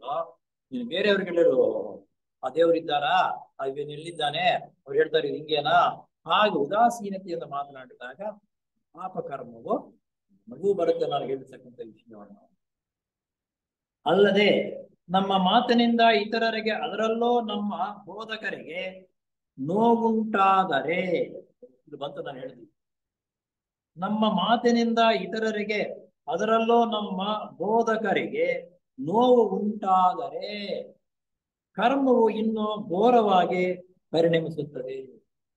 ಬೋಧನೆ ಮಾಡಿರ್ತಕ್ಕಂಥವ್ರು ಹೇಳಿರ್ತಕ್ಕಂಥದ್ದು ಅವನು ದೂಷಣೆ ಮಾಡಿದಾಗ ಅವ್ರಿಗೂ ತಟ್ಟು, ಆಗ ಆ ಕರ್ಮ ಇನ್ನೂ ಘೋರವಾಗಿ ತಟ್ಟು ಅವನು ತಟ್ಟುತ್ತೆ. ಆದ್ದರಿಂದ ಅಂತ ವಿಷಯವನ್ನ ಬೇರೆಯವ್ರು ಹೇಳಬಾರದು. ಸಿನೆಟ್ಟರವರು ಲಾವುಟ್ಸ್ಕಿಯವರಿಗೆ ಆ ರೀತಿ ಬರೆದ ಸಂದರ್ಭದಲ್ಲಿ ಕುತುಮಿ ಗುರುಗಳು ಸಿನೆಟ್ಟರವರಿಗೆ ನಿನ್ನ ಉದ್ವೇಗಗಳು ಲಾವುಟ್ಸ್ಕಿಯವರಿಗೆ ಕೆಲವು ಮಾತುಗಳನ್ನು ನಿನ್ನಿಂದ ಬರೆಸಿತು. ಇಲ್ಲಿ ಲಾವುಟ್ಸ್ಕಿಯವರಿಗೆ ಆ ರೀತಿ ಬರೆದ ಸಂದರ್ಭದಲ್ಲಿ ಕುತುಮಿ ಗುರುಗಳು ಸಿನೆಟ್ಟರವರಿಗೆ ನಿನ್ನ ಉದ್ವೇಗವು, ಉದ್ವೇಗ ಅಂದ್ರೆ ಏನು ಗೊತ್ತಲ್ಲ, ಕೋಪನು ಜಾಸ್ತಿ. ಯಾರೋ ಒಂದು ಪುಟ್ಟಾಗಿ ವಿಷಯ ಹೇಳಿರ್ತಾರೆ, ಬೇಗ ಓಡ್ಬೇಕು, ಇನ್ನೊಬ್ರಿಗೆ ಹೇಳ್ಬೇಕು, ಉದ್ವೇಗ ಹೋಗ್ಬೇಕು, ಹೇಳ್ಬೇಕು ಅಂತಕ್ಕಂಥದ್ದು. ಲಾವುಟ್ಸ್ಕಿ ಅವರಿಗೆ ಕೆಲವು ಮಾತುಗಳನ್ನು ನಿನ್ನಿಂದ ಬರೆಸಿತು. ನಾನಾಗಿದ್ದರೆ ಅಂತಹ ಮಾತುಗಳನ್ನು ಆಡುತ್ತಿರಲಿಲ್ಲ. ಅಂತಹ ಮಾತುಗಳಿಂದ ನಿನಗೆ ಕೇಡು. ಆ ರೀತಿ ಮೇಡಮ್ ಬ್ಲಾವಟ್ಸ್ಕಿ ಅವರ ಮಾತು ಹೇಳಿದ್ರು ಸಮೇತ ಬರೆಸ್ಕೊಂಡ್ರು. ನನ್ನ ಮೇಲೆ ನೀನು ಚಾಡಿ ಹೇಳಿದ್ರು ಇಳಿದ ಸಲದ ಹೋಗ್ಲಿ ಬಿಡಪ್ಪ ಅಂತ ನಾನು ಸಹಿಸ್ಕೊಳ್ತೀನಿ. ಆದರೆ ಮೇಡಮ್ನವ್ರು ಸಹಿಸ್ಕೊಂಡಿದ್ದಾರೆ. ನಾನೇ ಆಗಿದ್ರೆ ಬರೆಸ್ತಾ ಇಲ್ಲ, ಸಹಿಸ್ಕೊಳ್ಳೋಕ್ಕಾಗ್ತಾ ಇರ್ಲಿಲ್ಲ ಎಂಬುದಾಗಿ ಎಚ್ಚರಿಸುತ್ತಾರೆ. ಮೇಡಮ್ನವರು ಸಹಿಸ್ಕೊಂಡ್ರು, ನಾನೇ ಆಗಿದ್ದರೆ ಸಹಿಸ್ಕೊಳ್ಳಕ್ಕಾಗ್ತಾ ಇಲ್ಲ. ಆದ್ರಿಂದ ನೀನು ಎಚ್ಚರಿಕೆಯಿಂದ ಇರು. ಇದು ಸಿನೆಟರ್ ಅವ್ರಿಗೆ ಹೇಳ್ತಾ ಇರ್ತಕ್ಕಂಥ ವಿಷಯಗಳು ಅವರಿಗೆ ಅಲ್ಲ, ಇಡೀ ಸೊಸೈಟಿಗೆ ಸಂಬಂಧಪಟ್ಟಿದ್ದು. ಇದು ಇಡೀ ಸೊಸೈಟಿಗೆ ಸಂಬಂಧಪಟ್ಟಿರ್ತಕ್ಕಂಥ ವಿಷಯ. ಇದು ಇಂತಹ ಅಚಾತುರ್ಯಗಳ ನಮ್ಮ ಕಾಮ ಮನಸ್ಸೇ ಕಾರಣ. ಇಲ್ಲಿ ಗುಟ್ಟು ಹೇಳಿದ್ರು. ಆ ರೀತಿ ಹೇಳಬೇಕಾದ್ರೆ ನಾನು ಹೇಳಿದರೆ ಅವಸರ ಬೇರೆ ಕಡೆ ಓಡೋಗ್ಬಿಟ್ಟು ಇನ್ನು ಬೇರೆಯವ್ರ ಕಿವಿಯಲ್ಲಿ ಹೇಳೋದು. ಈ ರೀತಿ ಮಾಡ್ತಕ್ಕಂಥವ್ನು ಯಾಕಪ್ಪ ಅಂದ್ರೆ ಅವನ ಕಾಮ ಶರೀರವೇ ಕಾರಣ. ಆ ಕಾಮ ಶರೀರವನ್ನ ಬೇರೆ ನಾವು ಸೊಸೈಟಿಗೆ ಬಂದು ಆ ಕಾಮ ಶರೀರ ಅಂದ್ರೆ ಏನೋ, ಅದರ ಚೇಷ್ಟೆಗಳು ಎಂತಹದ್ದೋ ಅದನ್ನು ದಮನ ಮಾಡ್ಬೇಕಾದ್ರೆ ನಾವು ಏನೇನು ಎಂತ ಆಹಾರ ಪದಾರ್ಥ ತಿನ್ನಬೇಕು, ಯಾವ ರೀತಿ ಇರಬೇಕು ಜೀವನದಲ್ಲಿ, ಧ್ಯಾನ ಮಾಡಬೇಕು, ಆಮೇಲೆ ನಾವು ತಿಂತಕ್ಕಂಥ ಆಹಾರವು ಪರಿಶುದ್ಧವಾಗಿರ್ಬೇಕು. ಇವೆಲ್ಲ ಪ್ರಾಕ್ಟೀಸ್ ಮಾಡ್ತಾ ಮಾಡ್ತಾ 4-5-6 ವರ್ಷಗಳಾದ್ಮೇಲೆ ಆ ಕಾಮ ಶರೀರವು ನಿನ್ನ ಹತೋಟಿಗೆ ಬರುತ್ತೆ. ಆವಾಗ ಅಂತ ಕೆಲಸ ಮಾಡಲ್ಲ. ಅವನ ಕಾಮ ಶರೀರವು ಅವನ ಹತೋಟಿಗೆ ಬರದಿರನೆ ನೀನು ಅಂತ ವಿಷಯಗಳನ್ನು ಅವ್ರಿಗೆ ಹೇಳಿದಾಗ ಅವನು ಓಡೋಗ್ಬಿಟ್ಟು ಇನ್ನೊಬ್ಬರಿಗೆ ಆವಾಗ ಆ ವಿಷಯ ಹೇಳಿರ್ತಕ್ಕಂಥವ್ರಿಗೂ ಇವರಿಗೂ ಆ ಕರ್ಮ ನಿಮಗೆ ತಪ್ಪಿದ್ದಲ್ಲ. ಅವನು ಹೇಳ್ಬೇಕಾದ್ರೆ ನೋಡಕ ಈ ರೀತಿ ಇರುತ್ತೆ, ಆದ್ರಿಂದ ಅವನು ತಪ್ಪು ಮಾಡ್ತಾನೆ ಅಂತವ್ರಿಗೆ ಸರ್ವೀಸ್ ಆದ ಮೇಲೆ ಆ ವಿಷಯವು ಏನು, ಹೇಗಿರಬೇಕು, ಆ ಕಾಮ ಶರೀರವಂದ್ರೆ ಏನೋ, ಆ ಕಾಮ ಶರೀರವನ್ನ ನಮ್ಮ ಅಧೀನಕ್ಕೆ ತಪ್ಪಬೇಕಾದ್ರೆ ಏನ್ ಮಾಡ್ಬೇಕು, ಇಂತಹ ಬೋಧನೆಗಳನ್ನ ಬೋಧಿಸಿ ಅವನು ತಯಾರು ಮಾಡಿದ ಮೇಲೆ ಅಂತ ವಿಷಯ ನಿಮ್ಗೆ ಹೇಳ್ಬೇಕು. ಬರ್ಬೇಕು.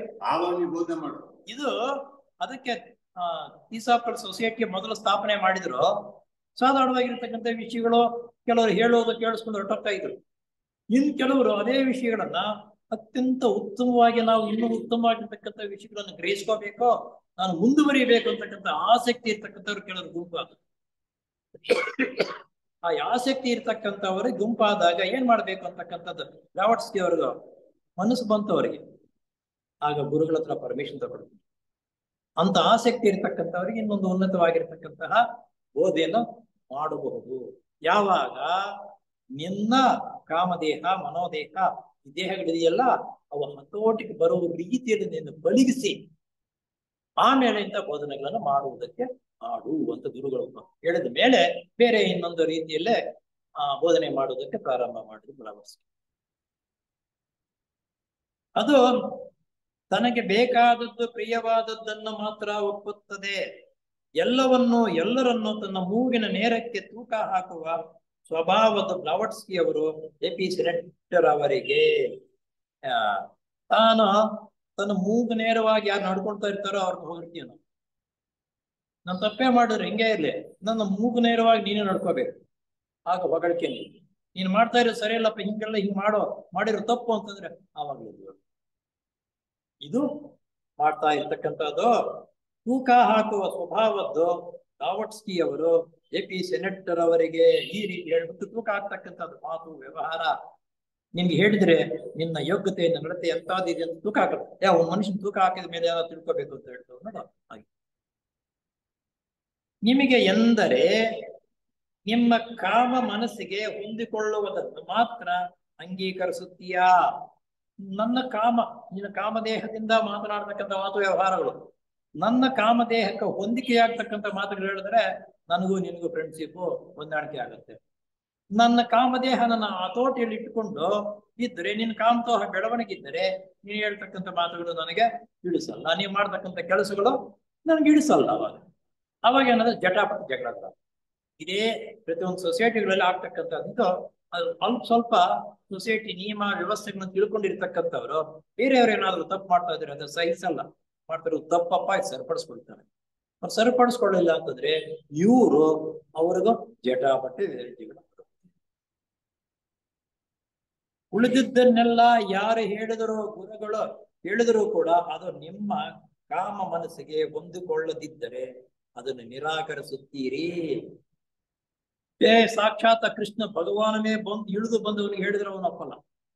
ಯಾಕೆ? ಅವನ ಕಾಮ ಶರೀರ ಆ ರೀತಿ ಗಟ್ಟಿಯಾಗಿದೆ. ಬೆಂಡೆ ಆಗಲ್ಲ. ಅವನು ಮೂಗ ನೇರವಾಗಿ ಹೇಳಿದ್ರೇನೆ ಅವನು ಒಪ್ಪೋದು, ಇಲ್ದಿದ್ರೆ ಒಪ್ಪಲ್ಲ.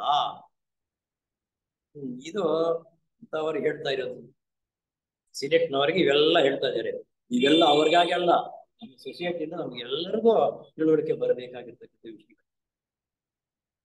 ಇದು ನನಗೆ ಆಶ್ಚರ್ಯ ಉಂಟು ಮಾಡಿದೆ ಎಂದು ಹೇಳುತ್ತಾರೆ. ಆಗ ಇದೆಲ್ಲ ಹೇಳಿದ್ಮೇಲೆ, ಅಯ್ಯ ನಿನ್ನ ಕಾಮ ತಪ್ಪು ಕೆಲಸ ಹರಟೆ ಹೊಡಿತಕ್ಕಂಥದ್ದು ಮಾಡಬೇಕಾದ್ರೆ ನಿನ್ನ ಕಾಮದೇಹ ನಿನ್ನ ಹತೋಟಿಯಲ್ಲಿ ಇಲ್ಲದೆ ಇರುವಾಗ ನೀನು ಆ ಚಾಡಿಗಳು ಹೇಳೋದಕ್ಕೋ ಬೇರೆ ಮಾತುಗಳು ಹೇಳೋದಕ್ಕೋ ಹರಟೆ ಹೊಡೆಯೋದಕ್ಕೆ ಹೊರಟೋಗ್ತೀಯ. ಅದನ್ನು ನೀನು ಕಂಟ್ರೋಲ್ ಮಾಡ್ಕೊಂಡಿದ್ದಾಗ, ನೀನು ಹೇಳಿದಂತ ಅದನ್ನು ಕೇಳುವ ರೀತಿಯಲ್ಲಿ ನೀನು ಫಲಿಸಿದಾಗ ಬೇರೆಯವರು ಹೇಳಿರ್ತಕ್ಕಂಥ ಉತ್ತಮವಾಗಿರ್ತಕ್ಕಂಥ ಗುರುಗಳು ಹೇಳಿರತಕ್ಕಂಥ ಮಾತುಗಳು ನಿನ್ನ ಮೇಲೆ ಪ್ರಭಾವ ಬೀರುತ್ತೆ. ನೀನು ಅದನ್ನು ಹತೋಟಿಗೆ ತೆಗೆದುಕೊಂಡು, ಯಾವುದನ್ನ ಕಾಮ ಶರೀರವನ್ನ ಹತೋಟಿಗೆ ತೆಗೆದುಕೊಳ್ಳದೆ ಇರತಕ್ಕಂಥ ಸಂದರ್ಭದಲ್ಲಿ ಸಾಕ್ಷಾತ್ ಗುರುಗಳೇ ಇಳಿದು ಬಂದರೂ ಸಮೇತ ನೀನು ಹೇಳಿದ್ರು ಅವನು ಒಪ್ಪಲ್ಲ. ಇಲ್ಲ, ನಾನು ಕೋಳಿಗೆ ಏನಾದ್ರು 3 ಕಾಲು ಇರುತ್ತಾ? ಕೋಳಿಗೆ 3 ಕಾಲು. ಕೆಲವು ಮೂರ್ಖರು ನಾನು ಹಿಡಿದಿರ್ತಕ್ಕಂಥ ಕೋಳಿ 3 ಕಾಲು, ಎಷ್ಟು ಏನು ಹೇಳಿದ್ರು ಒಪ್ಪಲ್ಲ. ಅತಿ ಮೂರ್ಖ. ಹಾಗೆ ಕಾರಣ ಏನಪ್ಪಾ ಅಂತಂದ್ರೆ, ಕಾರಣ ತಿಳ್ಕೋಬೇಕು. ಅವನ ಕಾಮ ಶರೀರವು ಬೆಳವಣಿಗೆ ಆಗದೇ ಇರುವುದರಿಂದ ಆ ರೀತಿ ನಾನು ಮಾಡಿದ್ದೇ ಸರಿ ಅಂತಕ್ಕಂಥ ಹಠಮಾರಿತನ ಮಾಡ್ತಾರೆ. ಆದ್ದರಿಂದ ನಮ್ಮನ್ನು ನಾವು ಜಾಗರೂಕತೆಯಿಂದ ಪರೀಕ್ಷಿಸಿಕೊಂಡು, ಅದೂ ನಮ್ಮ ತಲೆ ಮೇಲೆ ಇಟ್ಟರು ಗುರುಗಳು. ನೋಡು, ಜಾಗೃತಿಯಿಂದ ನಿನ್ನ ಮನಸ್ಸು, ನಿನ್ನ ತತ್ವ, ನೀನು ಏನ್ ಮಾಡ್ತಾ ಇದ್ದೀಯಾ, ಸರಿಯಾದ ರೂಟ್ ನಲ್ಲಿ ಹೋಗ್ತಾ ಇದೀಯಾ, ಬೇರೆಯವ್ರಿಗೆ ತೊಂದರೆ ಕೊಡ್ತಾ ಇದೀಯಾ, ಇನ್ನಷ್ಟಕ್ಕೆ ನೀನಾದ್ರೂ ಅಭಿವೃದ್ಧಿ ಆಗ್ತಾ ಇದೆಯಾ ದಿನೇ ದಿನೇ ಅಂತಕ್ಕಂಥದ್ದನ್ನ ನಿನ್ನಷ್ಟಕ್ಕೆ ನೀನು ಮೆಲುಕು ಹಾಕೋ. ಅದಕ್ಕೆ ಹೇಳ್ತಕ್ಕಂಥವ್ರು, ನೀನು ರಾತ್ರಿ ಹೊತ್ತು ಮಲಗ್ತೀಯಲ್ಲ, ಮಲ್ಕೊಳ್ಳುವಾಗ ಬೆಳಗಿನಿಂದ ಸಾಯಂಕಾಲವರೆಗೂ ನಾನು ಏನೇ ಕೆಲಸಗಳು ಮಾಡಿದೆ, ಬೇರೆಯವರು ಹೇಳಿದ್ರು ಒಪ್ಪಲ್ಲ. ತನ್ನಷ್ಟಕ್ಕೆ ತಾನೇ ಯೋಚನೆ ಮಾಡಿದಾಗ ತಪ್ಪು ಕೆಲಸ ಮಾಡಿದೆ, ಇಂಥ ಒಳ್ಳೆ ಕೆಲಸ ಮಾಡಿದೆ, ಇಂಥ ತಪ್ಪು ಕೆಲಸಗಳನ್ನು ಮಾಡಬಾರ್ದು ನಾನಾಗಿತ್ತು ಅನ್ನುವ ಮನಸ್ಸು ಆಗ ಅದರ ಮೇಲೆ ಚುಚ್ಚುತ್ತು. ಮಾರನೇ ದಿವಸ ಇನ್ನೊಂದು ದಿವಸ ಅಂತ ಸನ್ನಿವೇಶ ಬಂದಾಗ ಇದು ಜ್ಞಾಪಕ ಬಂದ್ರೆ ಆ ತಪ್ಪನ್ನು ಅವಾಯ್ಡ್ ಮಾಡಿ. ಅದಕ್ಕಾಗಿ ಪ್ರತಿನಿತ್ಯವೂ ನಾನು ಮಾಡಿರ್ತಕ್ಕಂಥ ಕೆಲಸಗಳು ಒಳ್ಳೆದಾಗಡೆ ಕೆಟ್ಟದ್ದಾಗಡೆ ಅದನ್ನ ಮೆಲುಕು ಹಾಕಬೇಕು. ಯಾರು ಪ್ರತಿಯೊಬ್ಬ ಸದಸ್ಯನಾಗಿರ್ತಕ್ಕಂಥವ್ರು ತೆರೆದ ಮನಸ್ಸಿನಿಂದ ಸತ್ಯವನ್ನು ಗ್ರಹಿಸುವುದಕ್ಕೆ ತಕ್ಕಂತೆ ಆತ್ಮ ಶಿಕ್ಷಣವನ್ನ ಕೈಗೊಳ್ಳಬೇಕು. ನಾನು ಇವಾಗ ಹೇಳಿದ್ನಲ್ಲ, ಸಾಯಂಕಾಲ ಬರ್ಕೋದಕ್ಕೆ ಮೊದಲು ನಾನು ಮಾಡಿದ ಕೆಲಸಗಳು ತಪ್ಪು ಯಾವುದು ರೈಟ್ ಯಾವುದು ಅಂತಕ್ಕಂಥದ್ದನ್ನು ನಾವೇ ಯೋಚನೆ ಮಾಡಿದಾಗ ಅಂತಂದರೆ ಅದು ಜಾಗೃತ ಪರೀಕ್ಷೆ, ಆತ್ಮ ಶಿಕ್ಷಣ. ಅನ್ನಷ್ಟಕ್ಕೆ ತಾನೇ ಅದ್ರ ಮೆಲುಕು ಹಾಕಿ ಅದನ್ನು ಯೋಚನೆ ಮಾಡ್ತಕ್ಕಂಥದ್ದೇ ಆತ್ಮ ಶಿಕ್ಷಣ. ಅದು ಬೇರೆಯವ್ರು ಯಾರು ಶಿಕ್ಷಣ ಕೊಡೋದಿಲ್ಲ, ತನ್ನ ಆತ್ಮನೇ ತನಗೆ ಶಿಕ್ಷಣ ಕೊಡುವುದು. ಶಿಕ್ಷೆ ಅಲ್ಲ, ನೀನೇ ಮೆಲುಕಾಗಬೇಕು. ಅದನ್ನೇ ಆತ್ಮ ಶಿಕ್ಷಣ ಅಂತ ಹೇಳಿ. ಇನ್ನಷ್ಟಕ್ಕೆ ನೀನು ಮೆಲುಕು ಹಾಕೊಂಡು ಒಳ್ಳೇದು ಯಾವ್ದು ನಿನ್ ಗೊತ್ತಾಗುತ್ತೆ, ನಾನು ಇಂಥ ಕೆಲಸ ಮಾಡಿದ್ದು ತಪ್ಪು, ಇಂಥ ಕೆಲಸ ಮಾಡಿದ್ದು ಸರಿ, ಈ ಕೆಲಸನ ಮಾಡಬಾರ್ದಾಗಿತ್ತು ಅಂತಕ್ಕಂಥ ನಿರ್ಣಯ ನೀನು ತಗೊಂಡದ್ದೇ ಅದೇ ಆತ್ಮ ಶಿಕ್ಷಣ ಅಂತ.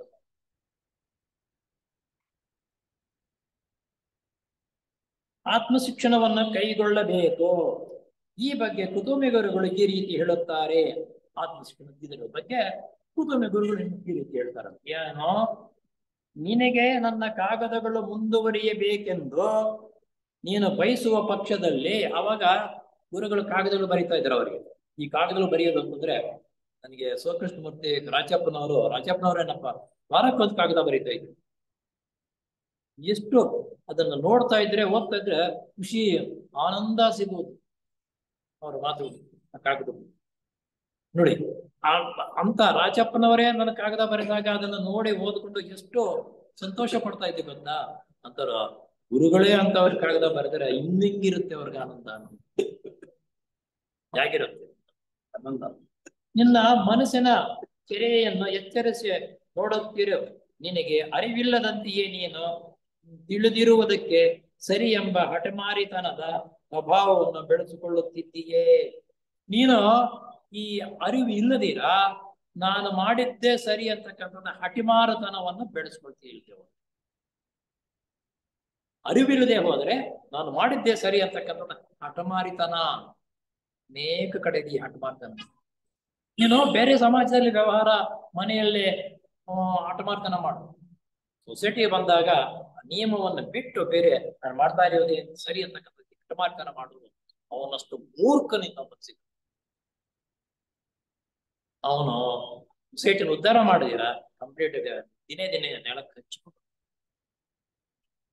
ಅಲ್ಲದೆ ಇತರರ ವಿಷಯವಾಗಿ ಅನ್ಯಾಯವಾದ ಬುಡವಿಲ್ಲದ ಭಾವನೆಗಳನ್ನು ಕಲ್ಪಿಸಿಕೊಳ್ಳುತ್ತಿದೆ. ಅನ್ಯಾಯವಾದ ಬುಡವಿಲ್ಲದ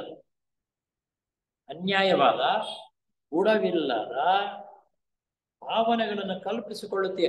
ಕಲ್ಪನೆ ಮಾಡೋದು ಅವನು ಹಿಂಗೇನ ಹೀಗೆ ಅಂತಕ್ಕಂಥದ್ದು ಏನು ಗೊತ್ತಿರಲ್ಲ.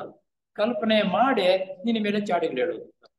ಆ ಕಲ್ಪನೆಗಳನ್ನು ಸಮೇತವಾಗಿ ಚಾಡಿ ಹೇಳುದು ಇದು ಬುಡವಿಲ್ಲದ. ಅಂದ್ರೆ ಅಲ್ಲಿ ಇದ್ರೆ ಏನಾದ್ರೂ ವಿಷಯ.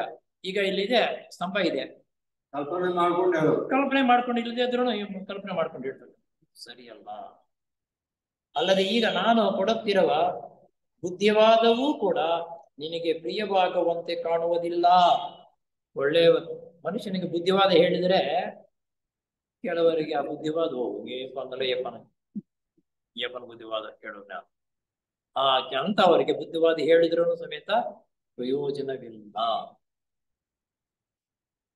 ಅದು ವ್ಯರ್ಥವಾಗಿ ಪರಿಣಮಿಸಬಹುದು. ಸುಮ್ಮನೆ ಗೊಡ್ಡಾರಿಟ್ಟು ಹೇಳ್ಕೊಂಡು ಸುಮ್ಮನೆ ಎಷ್ಟೊತ್ತಾದ್ರೂ ನಿನಗೆ ಹೇಳಿ ಪಾಠ ಮಾಡಿ ನೀವು ಆ ಕಡೆ ಗಮನಿಸದೆ ಹೇಳಿದ್ರು ತೋರಿಸ್ಕೊಂಡಿದ್ರೆ ಏನ್ ಪ್ರಯೋಜನ ಬರುತ್ತೆ? ನಾವು ಶಾಲೆಯಲ್ಲೇ ಭಾಷಣ ಮಾಡೋದು ಮಾಡ್ತಾನೆ ಇರ್ತೀವಿ. ಅನೇಕ ಜನರು ಚೆನ್ನಾಗಿ ನಿದ್ದೆ ಮಾಡ್ತೀವಿ. ಏನ್ ಪ್ರಯೋಜನ ಬಂತು?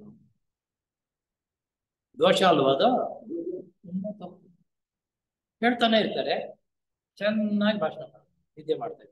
ಇಲ್ಲಿ ಅಷ್ಟೇ ನಮ್ಮ ಸ್ಟೇಜ್ ಮೇಲೆ ಇಟ್ಕೊಂಡು ಮಾತು ಹೇಳ್ತಾ ಇದ್ರೆ, ಭಾಷಣವನ್ನು ಕೆಲವು ವಿಷಯ ಹೇಳ್ತಾ ಇದ್ರೆ ಅನೇಕ ಜನರು ಚೆನ್ನಾಗಿ ನಿದ್ದೆ ಮಾಡ್ತಾರೆ.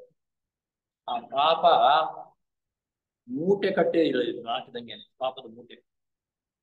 ಅಲ್ಲಿ ಏನ್ ಮಾಡ್ಬೇಕಪ್ಪ ಅಂದ್ರೆ ಆ ಭಾಷಣಕಾರನಾಗಿರತಕ್ಕಂಥ ಒಂದು ಚಾತುರ್ಯದಿಂದ ಅವರನ್ನು ಎಬ್ಬಿಸೋ ರೀತಿಯಲ್ಲಿ ಮಾತನಾಡ್ಬೇಕು. ಚುರುಕಿಸೋ ರೀತಿಯಲ್ಲಿ ಮಾತುಗಳು ಹೇಳುದು.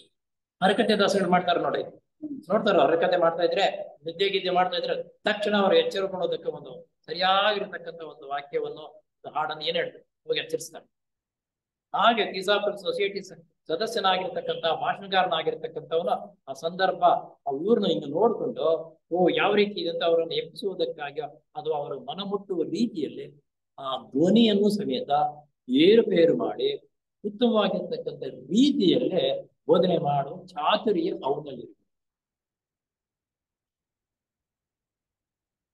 ಆದಾಗ್ಯೂ ನಿನ್ನ ಪತ್ರ ವ್ಯವಹಾರವು ನಿಂತು ಹೋಗದೆ ಮುಂದುವರಿಯಬೇಕೆಂಬ ಪೂರ್ವಕವಾದ ಬಯಕೆಯು ನಿನ್ನಲ್ಲಿದೆ. ಅವನು ಒಂದೊಂದ್ಸಲ ಎಲ್ಲ ತಪ್ಪುಗಳು ಮಾಡ್ತಾ ಇರ್ತಾನೆ, ಹೇಳಿದನ್ನು ಕೇಳಿದ್ರೆ ಹೆಚ್ಚು ಕಡಿಮೆ ಮಾಡಿರ್ತಾನೆ. ಆದ್ರೆ ಪತ್ರ ವ್ಯವಹಾರ ಇತ್ತು ಅವ್ರಿಗೆ ಇವ್ರಿಗೆ. ಪತ್ರ ವ್ಯವಹಾರ ನಿಂತು ಹೋಗಿದಿರ ಗುರುಗಳ ಮೇಲೆ ಒಂದು ರೀತಿ ಪ್ರೀತಿ ಕನಿಕರ ಎರಡು ಸೇರಿದಾಗ ಬಿಟ್ಟು ಬಿಡಕ್ಕಾಗಲ್ಲ. ಒಂದಕ್ಕೊಂದು ಗಮ್ಮಾಗಿ ಬೆಚ್ಚಿದಂಗೆ ಇವನಲ್ಲಿ ಪ್ರೀತಿ ಬರುತ್ತೆ ಗುರುಗಳ ಮೇಲೆ, ಗುರುಗಳಿಗೆ ಕನಿಕರ ಬರುತ್ತೆ. ಈ ಪ್ರೀತಿಯ ಕನಿಕರ ಬಂದಾಗ ಬಿಟ್ಟು ಬಿಡಕ್ಕಾಗಲ್ಲ, ಕಾಗದ ಬರೀನೇ ಬರೀತಾ ಇದ್ದೀವಿ. ಆದುದರಿಂದ ಈ ಬುದ್ಧಿವಾದವನ್ನು ನಾನು ನಿನಗೆ ಕೊಡಲೇಬೇಕಾಗಿದೆ. ಈ ಬುದ್ಧಿವಾದವನ್ನು ನಿನ್ನಲ್ಲಿ ಕನಿಕರ ಇದೆ, ಪ್ರೀತಿ ಇದೆ, ನನ್ನಲ್ಲಿ ಕನಿಕರ ಇದೆ, ಆದ್ದರಿಂದ ನಾವು ಬಿಡಕ್ಕಾಗಲ್ಲ ಮಾಡ್ತಾ ಇದ್ದೀವಿ ಅಂತ ಈ ಬುದ್ಧಿವಾದವನ್ನು ಅವರ ಹೇಳ್ತಾರೆ. ಹೃದಯವು ನಿಷ್ಕಪಟ ಭಾವನೆಯಿಂದ ಕೂಡಿ ಅಜ್ಞಾನದ ಮುಸುಕು ಇದ್ದಾಗಿಯೂ ಕೂಡ ಹೇಗೆ ಗುರುಗಳ ಪರಮ ಕರುಣೆಯಿಂದ ನಮ್ಮ ಸಹಾಯವನ್ನು ಮುಂದುವರಿಸುತ್ತಾರೆ ಎಂಬ ಮೇಲ್ಕಂಡ ಅವರ ಆದರ್ಶ ವರ್ತನೆಯಿಂದ ಎದ್ದು ಕಾಣುವುದು. ಗುರುಗಳಿಗೆ ಕರುಣೆ ಅನ್ನೋದಿದೆ, ಪ್ರೀತಿ ಇರಬೇಕು. ಯಾರಲ್ಲಿ ಗುರುಗಳಲ್ಲಿ ಪ್ರೀತಿ ಇದ್ದೋ ಅವ್ರಿಗೆ ಕರುಣೆ ಇದ್ದರೆ ಬಿಡಿಸ್ಕೊಳಕ್ಕಾಗಲ್ಲ. ತಪ್ಪುಗಳು ಮಾಡಿದರೂ ಸಮೇತ ಹೊಂದಾಣಿಕೆ ಹಾಕೊಂಡು ಮುಂದೆ ಬೋಧನೆ ಮಾಡುವುದಕ್ಕೆ ಅವನಿಗೆ ಅಭಿವೃದ್ಧಿ ಪಡಿಸುವುದಕ್ಕಾಗಿ ಇವರು ಪ್ರೇರಣೆ ಕೊಡ್ತಾನೆ ಇರ್ತಾರೆ. ಈ ಮಾಯಾ ಪ್ರಪಂಚದಲ್ಲಿ ಕಪಟತ್ವ ಉಳಿದಿಟ್ಟಿರುವ ಮನೋಭಾವನೆ ನೀತಿ ಹೆಸರಿನಲ್ಲಿ ನಡೆಯುವ ಸಂಪ್ರದಾಯದ ದಬ್ಬಾಳಿಕೆ. ನೋಡಿ ಎಷ್ಟಂತ ವಾಕ್ಯ ಹೇಳ್ತಾರೆ. ಏನಪ್ಪಾ ಅಂದ್ರೆ, ಈ ಮಾಯಾ ಪ್ರಪಂಚದಲ್ಲಿ ಕಪಟತ್ವ ಉಳಿದಿಟ್ಟಿರುವ ಮನೋಭಾವನೆ, ನೀತಿ ಹೆಸರಿನಲ್ಲಿ ನಡೆಯುವ ಸಂಪ್ರದಾಯದ ದಬ್ಬಾಳಿಕೆ. ಏನಪ್ಪಾ ಅಂದ್ರೆ ಇಲ್ಲಿ ನೀತಿ ಮಾತುಗಳು ಹೇಳೋದೆ, ಬಹಳ ನೀತಿ ಮಾತುಗಳು ಹೇಳ್ತಕ್ಕಂಥದ್ದು. ಅದರ ಹಿಂದ್ಗಡೆ ದಬ್ಬಾಳಿಕೆ ಮಾಡೋದು. ನೀತಿ ಮಾತು ಹೇಳೋದು ಒಂಥರ ದಬ್ಬಾಳಿಕೆ ಹೇಳೋದು. ಇದು ಸರಿಯಾಗ ಎಕ್ಸಾಂಪಲ್ ಹೇಳ್ಬೇಕಾದ್ರೆ ಅಂತ ಎಕ್ಸಾಂಪಲ್ ಇಲ್ಲಿ ಹೇಳ್ಬಾರ್ದು, ಹೇಳೋದು ಬೇಡ. ಯಾಕಂದ್ರೆ ನಮ್ಗೆ ಅರ್ಥವಾಗ್ಬೇಕಾದ್ರೆ ಅಂತ ಎಕ್ಸಾಂಪಲ್ ಹೇಳಿದ್ರೆ ಅರ್ಥವಾಗೋದು, ಆದ್ರೆ ಇಲ್ಲಿ ಅಂತ ಎಕ್ಸಾಂಪಲ್ ಬೇಡ. ದಬ್ಬಾಳಿಕೆ ಇಂತಹವುಗಳಿಂದ ತುಂಬಿದ ವಾತಾವರಣವೇ ತಾಂಡವಾಡ್ತಾ ಇದೆ ಪ್ರಪಂಚದಲ್ಲಿ. ಇಂತಹ ವಾತಾವರಣವೇ ಪ್ರಪಂಚದಲ್ಲಿ ತಾಂಡವಾಡ್ತಾ ಇದೆ. ಎಲ್ಲೆಲ್ಲೂ ನೀತಿ ಮಾತ್ರ ಹೇಳೋದು, ಮಾಡುವಂತ ಕೆಲಸ ಮಾಡೋದು. ಗಾದೆಗಳಿದೆ ಬೇಕಾದ್ರೆ ನಿಮ್ಗೆಲ್ಗ ಇವಾಗ್ಲೂ ಅರ್ಥವಾಗ್ತಾ ಇದೆ ಆ ಗಾದೆಗಳು ಎಂತಾವ. ಇದಕ್ಕೆ ತೀರಾ ವಿರೋಧವಾದದ್ದು ಗುರುಗಳ ಪ್ರಪಂಚ ಸರಳತೆ. ಇದು ಗುರುಗಳ ಪ್ರಪಂಚ ಸರಳವಾಗಿದೆ. ಸರಳತೆ, ಉದಾರತೆ, ಸರಳತೆ, ಉದಾರತೆ. ಉದಾರ ಮನೋಭಾವ ಇರ್ಬೇಕಪ್ಪ ಅಂತಂದ್ರೆ ಏನು? ಏನಾದ್ರೂ ಅವ್ರಿಗೆ ಯಾರಾದ್ರೂ ಇದ್ದಾರೆ ನೋಡ್ತಾರೆ ಅಂತ ದಾನ ಧರ್ಮ ಮಾಡೋರು ಕೆಲವರು. ಆ ಸಿಚುಯೇಷನ್ ನೋಡ್ಬಿಟ್ಟು ಉದಾರ ಬುದ್ಧಿ ಬುದ್ಧಿ ಬರುತ್ತೆ ನಮ್ಗೆ, ಹಾಗೆ ತಕ್ಷಣ ಕೊಡ್ಬೋದು. ಹಿಂದೂ ಅಲ್ಲ ಮುಂದೆ ನೋಡಲ್ಲ, ಕೊಟ್ಬಿಡ್ತಾರೆ. ನೋಡಿ, ನಾವು ಇಲ್ಲಿ ಅಡಿಯಾರ್ ದಿನಾಚರಣೆ ಮಾಡ್ತಾ ಇರುವಾಗ ಸರಿಯಾಗಿರತಕ್ಕಂತ ವಿಷಯವನ್ನ ಹೇಳ್ತಕ್ಕಂಥ ವ್ಯಕ್ತಿ ಬಂದು ಸಮಾಚಾರ ವಿಷಯವನ್ನು ಪೂರ್ಣವಾಗಿ ವ್ಯವಸ್ಥೆ ಹೇಳಿದಾಗ ಸೇರಿರ್ತಕ್ಕಂಥ ಜನರಿಗೆ ಹೃದಯ ಒಂದು ಸ್ಪಂದನವಾಗುತ್ತೆ. ಆಗ ನೋಡಪ್ಪ ಇದು ಅಡಿಯಾರ ಸಮಸ್ಯೆ, ಇಂಥ ಸಮಸ್ಯೆ ಇದೆ, ಇಂಥ ಸಮಸ್ಯೆ ಅಭಿವೃದ್ಧಿ ಆಗ್ಬೇಕಾದ್ರೆ ನಿಮ್ ಕೈಯಲ್ಲಾದಷ್ಟು ಧನ ಸಹಾಯ ಮಾಡಿತ್ತಂದ್ರೆ ಎಷ್ಟು ಉದಾರವಾಗಿ ಕೊಟ್ಬಿಡ್ತಾರೆ ಗೊತ್ತಾ? ಅದು ಉದಾರತೆ ಅಂತ. ಆ ತಕ್ಷಣ ಉದಾರತೆ ಮೂಲಭೂತವಾದ ಸತ್ಯ ಧರ್ಮಗಳು ಅದರಲ್ಲಿ ಇದ್ದು ಕಾಣುವುದು. ಯಾರೇ ಆಗಲಿ ಒಂದು ಆಧ್ಯಾತ್ಮಿಕ ಸಮಸ್ಯೆಯಲ್ಲಿ ಕೊಟ್ಟಿರ್ತಕ್ಕಂಥ ಹಣವು ಸದುಪಯೋಗವಾಗ್ತಾ ಇದೆ, ಉತ್ತಮವಾಗಿರ್ತಕ್ಕಂಥ ಕೆಲಸ ನಡೀತಾ ಇದೆ ಅಂತಂದ್ರೆ ಉದಾರವಾಗಿ ಕೊಟ್ಟಿರ್ತಾರೆ. ಮೊನ್ನೆ 3 ವಾರದ ಹಿಂದೆ ಸೋಮವಾರನೇ ಮುಲ್ಮಲ್ಲ ಬೆಟ್ಟಕ್ಕೆ ಹೋಗಿ ಈಶ್ವರ ದೇವಸ್ಥಾನಕ್ಕೆ. ಆ ಈಶ್ವರ ದೇವಸ್ಥಾನದಲ್ಲಿ ಮಾಮೂಲಿ ಪೂಜೆ ಮಾಡಿ ಪುನಸ್ಕಾರ ಮಾಡಿ ಎಲ್ಲರಿಗೂ ಊಟ ಬಡಿಸಿದ್ರು. ಅಲ್ಲಿ ಒಂದು 4-5 ಜನ ನೋಡಿದ್ರು ನಾನು. ಅವ್ರು ಎಷ್ಟು ಖುಷಿ ಆಯ್ತು. ಒಬ್ಬರಿಗೊಬ್ಬರು ಸ್ವಾಮಿ ಅನ್ನಪ್ರಸಾದಕ್ಕೆ ಅನ್ನೋದು ಕಾಣಿಕೆ ಹಾಕ್ಬೋದು. ಎಷ್ಟಪ್ಪ ಒಂದಿನಕ್ಕೆ ಇಷ್ಟು, ತಿಂಗಳು ಆದ್ರೆ ಇಷ್ಟು, ಶಾಶ್ವತವಾಗಿ ಆದ್ರೆ ಇಷ್ಟು ಅಂತ ಹೇಳಿದ್ರೆ ಕೊಟ್ಬಿಟ್ರು ಒಬ್ಬರಿಗೊಬ್ರು. ಯಾಕೆ ಬಂತು ಆ ಉದಾರತೆ? ಆ ಪೂಜಾ ಪುರಸ್ಕಾರ ಆ ರೀತಿ ಮಾಡಿದ್ದು, ಅವರ ಆ ರೀತಿ ಊಟ ಕೊಟ್ರಲ್ಲ, ಊಟವನ್ನು ತಿಂದ್ಬಿಟ್ಟು ಬಂದ್ಮೇಲೆ ಅವ್ರಿಗೆ ತೃಪ್ತಿ ಆಯ್ತು. ಇಂಥದಕ್ಕೆ ನನ್ನ ಸೇವೆ ಇರಲಿ, ತಗೊಳ್ಳಿ ಸ್ವಾಮಿ ತಗೊಳ್ಳಿ. ಹಿಂಗೆ ಆ ಉದಾರತೆ ಯಾವಾಗ ಹುಟ್ಟುತ್ತೆ, ಯಾವಾಗ ಬರುತ್ತಲ್ಲ. ಅವರ ವಾತಾವರಣದಲ್ಲಿ ಅವರ ಜೀವಿತವು ನಮಗೆ ಅರ್ಥವಾಗಬೇಕಾದ್ರೆ ಮಾರ್ಗಜ್ಯೋತಿಯಲ್ಲಿ ಹೇಳುವಂತೆ ನಾವು ಶಿಕ್ಷಾ ವ್ಯವಸ್ಥೆಯ ಮನೋಭಾವನೆಗೆ ಹಿಂತಿರುಗಬೇಕು. ನಾವು ಶಿಕ್ಷಾ ವ್ಯವಸ್ಥೆಯ ಮನೋಭಾವನೆಗೆ ಹಿಂತಿರುಗಬೇಕು. ಶಿಕ್ಷಾ ವ್ಯವಸ್ಥೆ ಅಂತಂದ್ರೆ ಬಾಲ್ಯ, ಚಿಕ್ಕ ಮಗು ಇರಲ್ವಾ, ಸಣ್ಣ ಮಕ್ಕಳಿಗೆ ಏನಾದ್ರೂ ಗೊತ್ತಿರುತ್ತ ಶಿಕ್ಷಾ ವ್ಯವಸ್ಥೆ. ನಿರ್ಮೂಲವಾಗಿರತಕ್ಕಂಥ ಮನಸ್ಸು, ಆ ರೀತಿ ನಾವು ನಿರ್ಮೂಲವಾಗಿರ್ತಕ್ಕಂಥ ಮನಸ್ಸಿನೊಂದಿಗೆ ಅಂತ ಕಾರ್ಯಕ್ರಮದ ಒಳಗಡೆಗೆ ನಾವು ಹೋದಾಗ ಆ ಉತ್ತಮವಾಗಿರ್ತಕ್ಕಂಥ ಸ್ಪಂದನಗಳೇ ನಮ್ಮಲ್ಲಿ ಸೇರಿಕೊಂಡು ಆ ರೀತಿ ಕೊಡುವುದಕ್ಕೆ ನಮಗೆ ಮನಸ್ಸು ಪ್ರೇರಣೆ ಬರುತ್ತೆ. ನೋಡಿ ಯಾವ ರೀತಿ ಇರುತ್ತೆ. ಅಲ್ಲಿಗೆ ನಾವು ತಿಳ್ಕೋಬೇಕಾಗಿರ್ತಕ್ಕಂಥದ್ದು ಏನಪ್ಪಾ ಅಂತಂದ್ರೆ, ಸೊಸೈಟಿಗೆ ಸಂಬಂಧಪಟ್ಟಿರ್ತಕ್ಕಂಥ ಸ್ಥಳ ಮಾಹಿತಿಯೂ ಇರಬೇಕು, ಅಲ್ಲಿ ಆಯ್ಕೆ ಮಾಡ್ಕೊಳ್ತಕ್ಕಂಥ ವಿಷಯವೂ ಇರಬೇಕು. ಆ ವಿಷಯ ಬೋಧನೆ ಮಾಡ್ತಕ್ಕಂಥವ್ರು ಎಂಥವ್ರಿದ್ದಾರೆ ಅಂತ ಅವ್ರನ್ನ ಆಯ್ಕೆ ಮಾಡ್ಕೋಬೇಕು. ಇವು ಮೂರನ್ನು ಮಿಲನ ಮಾಡಿ ಪ್ರದರ್ಶನ ಮಾಡಿದಾಗ ಸೇರಿರ್ತಕ್ಕಂಥ ಜನರ ಮೇಲೆ ದೊಡ್ಡ ಪ್ರಭಾವ ಬೀರುತ್ತೆ. ಸೂರ್ಯಮಳೆ, ಆಗ ಸೂರ್ಯಮಳೆ ಬಂದಂಗೆ ಓ ಅಂತ ಅವಾಗ ಒಳ್ಳೆ ಇದು ಬರುತ್ತೆ. ಆಗ ಅವರಿಗೆ ಉತ್ತೇಜನ ಅಂತಕ್ಕಂಥ. ಹಾಗೆ ಸೊಸೈಟಿ ಕೆಲಸ ಮಾಡುವುದು, ಸೊಸೈಟಿನ ಅಭಿವೃದ್ಧಿ ಪಡಿಸುವುದು ಅಷ್ಟೊಂದು ಸುಲಭದ ಕೆಲಸವೂ ಅಲ್ಲ, ಆದರೆ ಕಷ್ಟ ಕೆಲಸವೂ ಅಲ್ಲ. ನಮ್ಮ ಮನಸ್ಸು ಅದರ ಮೇಲೆ ನಾನು ಮಾಡ್ತಾ ಇರೋ ಕೆಲಸ ಸರಿನಾ ತಪ್ಪ, ಹೇಗೆ ಮಾಡಬೇಕು ಅಂತಕ್ಕಂಥದ್ದು ಫಸ್ಟ್ ನೀನು ನಿರ್ಣಯ ತಪ್ಪು. ನಾನು ಗುರುಗಳ ಸೇವೆ ಮಾಡ್ತಾ ಇದ್ದೀವಿ. ಗುರುಗಳ ಸೇವೆ ಅಂತಂದ್ರೆ ಗುರುಗಳಿಗೆ ಬೇಕಾಗಿಲ್ಲ. ಗುರುಗಳ ಮನಸ್ಸು ಗುರುಗಳ ಸೇವೆ ಏನು? ಸಾರ್ವಜನಿಕರು ಎಲ್ಲಾ ಜನರನ್ನ ಉದ್ಧಾರ ಮಾಡ್ಬೇಕು ಅನ್ನೋದಕ್ಕಾಗಿ ಅವರೆಲ್ಲವನ್ನು ಬಿಟ್ಟು ಬೇರೆ ಕೆಲಸ ಮಾಡಿದಿರ ಇದೇ ಕೆಲಸ 24 ಗಂಟೆ ಮಾಡ್ತಾ ಇದ್ದೀವಿ. ನಾವು ಅವ್ರ ಬಂದು ಇಲ್ಲಿ ಕೆಲಸ ಮಾಡಕ್ಕಾಗಲ್ಲ. ಅವರ ಪರವಾಗಿ ನಾವು ಇಲ್ಲಿ ಕೆಲಸ ಮಾಡುವುದನ್ನು ಕಲಿತ್ಕೋಬೇಕು. ಯಾವ ಕಾಟಾಚಾರಕ್ಕೆ 4 ಒಳ್ಳೆ ವ್ಯಕ್ತಿಗಳು ಬರ್ತಾ ಇದ್ದಾರೆ ಅಂದ್ರೆ ಎಲ್ಲರೂ ನೋಡುವುದಕ್ಕೆ ತಿರುಗಾಡಿ ಕೆಲಸಗಳು ಮಾಡ್ತೀವಿ, ಅದು ಸರಿಯಲ್ಲ. ಯಾರು ಇಲ್ಲದೆ ಇರುವಾಗ ಬಂದು ನೋಡಿ ಕಸ ಕಟ್ಟಿದ್ರೆ ಗುಡಿಸ್ವಿ. ಆಯ್ತಾ? ನಮ್ಮ ಕೈಯಲ್ಲಾದಷ್ಟು ನಾವು ಸೇವೆ ಮಾಡ್ತಕ್ಕಂಥ ಸೇವೆ ಮನೋಭಾವನ ಬೆಳೆಸ್ಕೋಬೇಕು. ಆ ಸೇವೆ ಮನೋಭಾವನ ಬಂದ ಮೇಲೆ ಪುಸ್ತಕಗಳನ್ನು ಓದುವುದರಿಂದ ವಿಷಯಗಳನ್ನು ಗ್ರಹಿಸ್ಕೊಳ್ತೀವಿ, ಅಥವಾ ಬೇರೆಯವರ ಭಾಷಣ ಹೇಳುವುದರಿಂದ ಅದನ್ನು ಕೇಳಿಸ್ಕೊಳ್ತೀವಿ. ಈ 3 ನಮ್ಮಲ್ಲಿ ಸೇರಿದಾಗ ಪರಿವರ್ತನೆ ನಾವು ಆಗ್ತೀವಿ. ನಮ್ಮಿಂದ ಬಂದಿರತಕ್ಕಂಥ ಬೇರೆ ಜನರನ್ನು ನಾವು ಪರಿವರ್ತನೆ ಮಾಡಬಹುದು ಅನ್ನೋದು ನಮ್ಮ ಸೊಸೈಟಿಗೆ ಮುಖ್ಯವಾಗಿರ್ತಕ್ಕಂತಹ ಕೆಲಸ.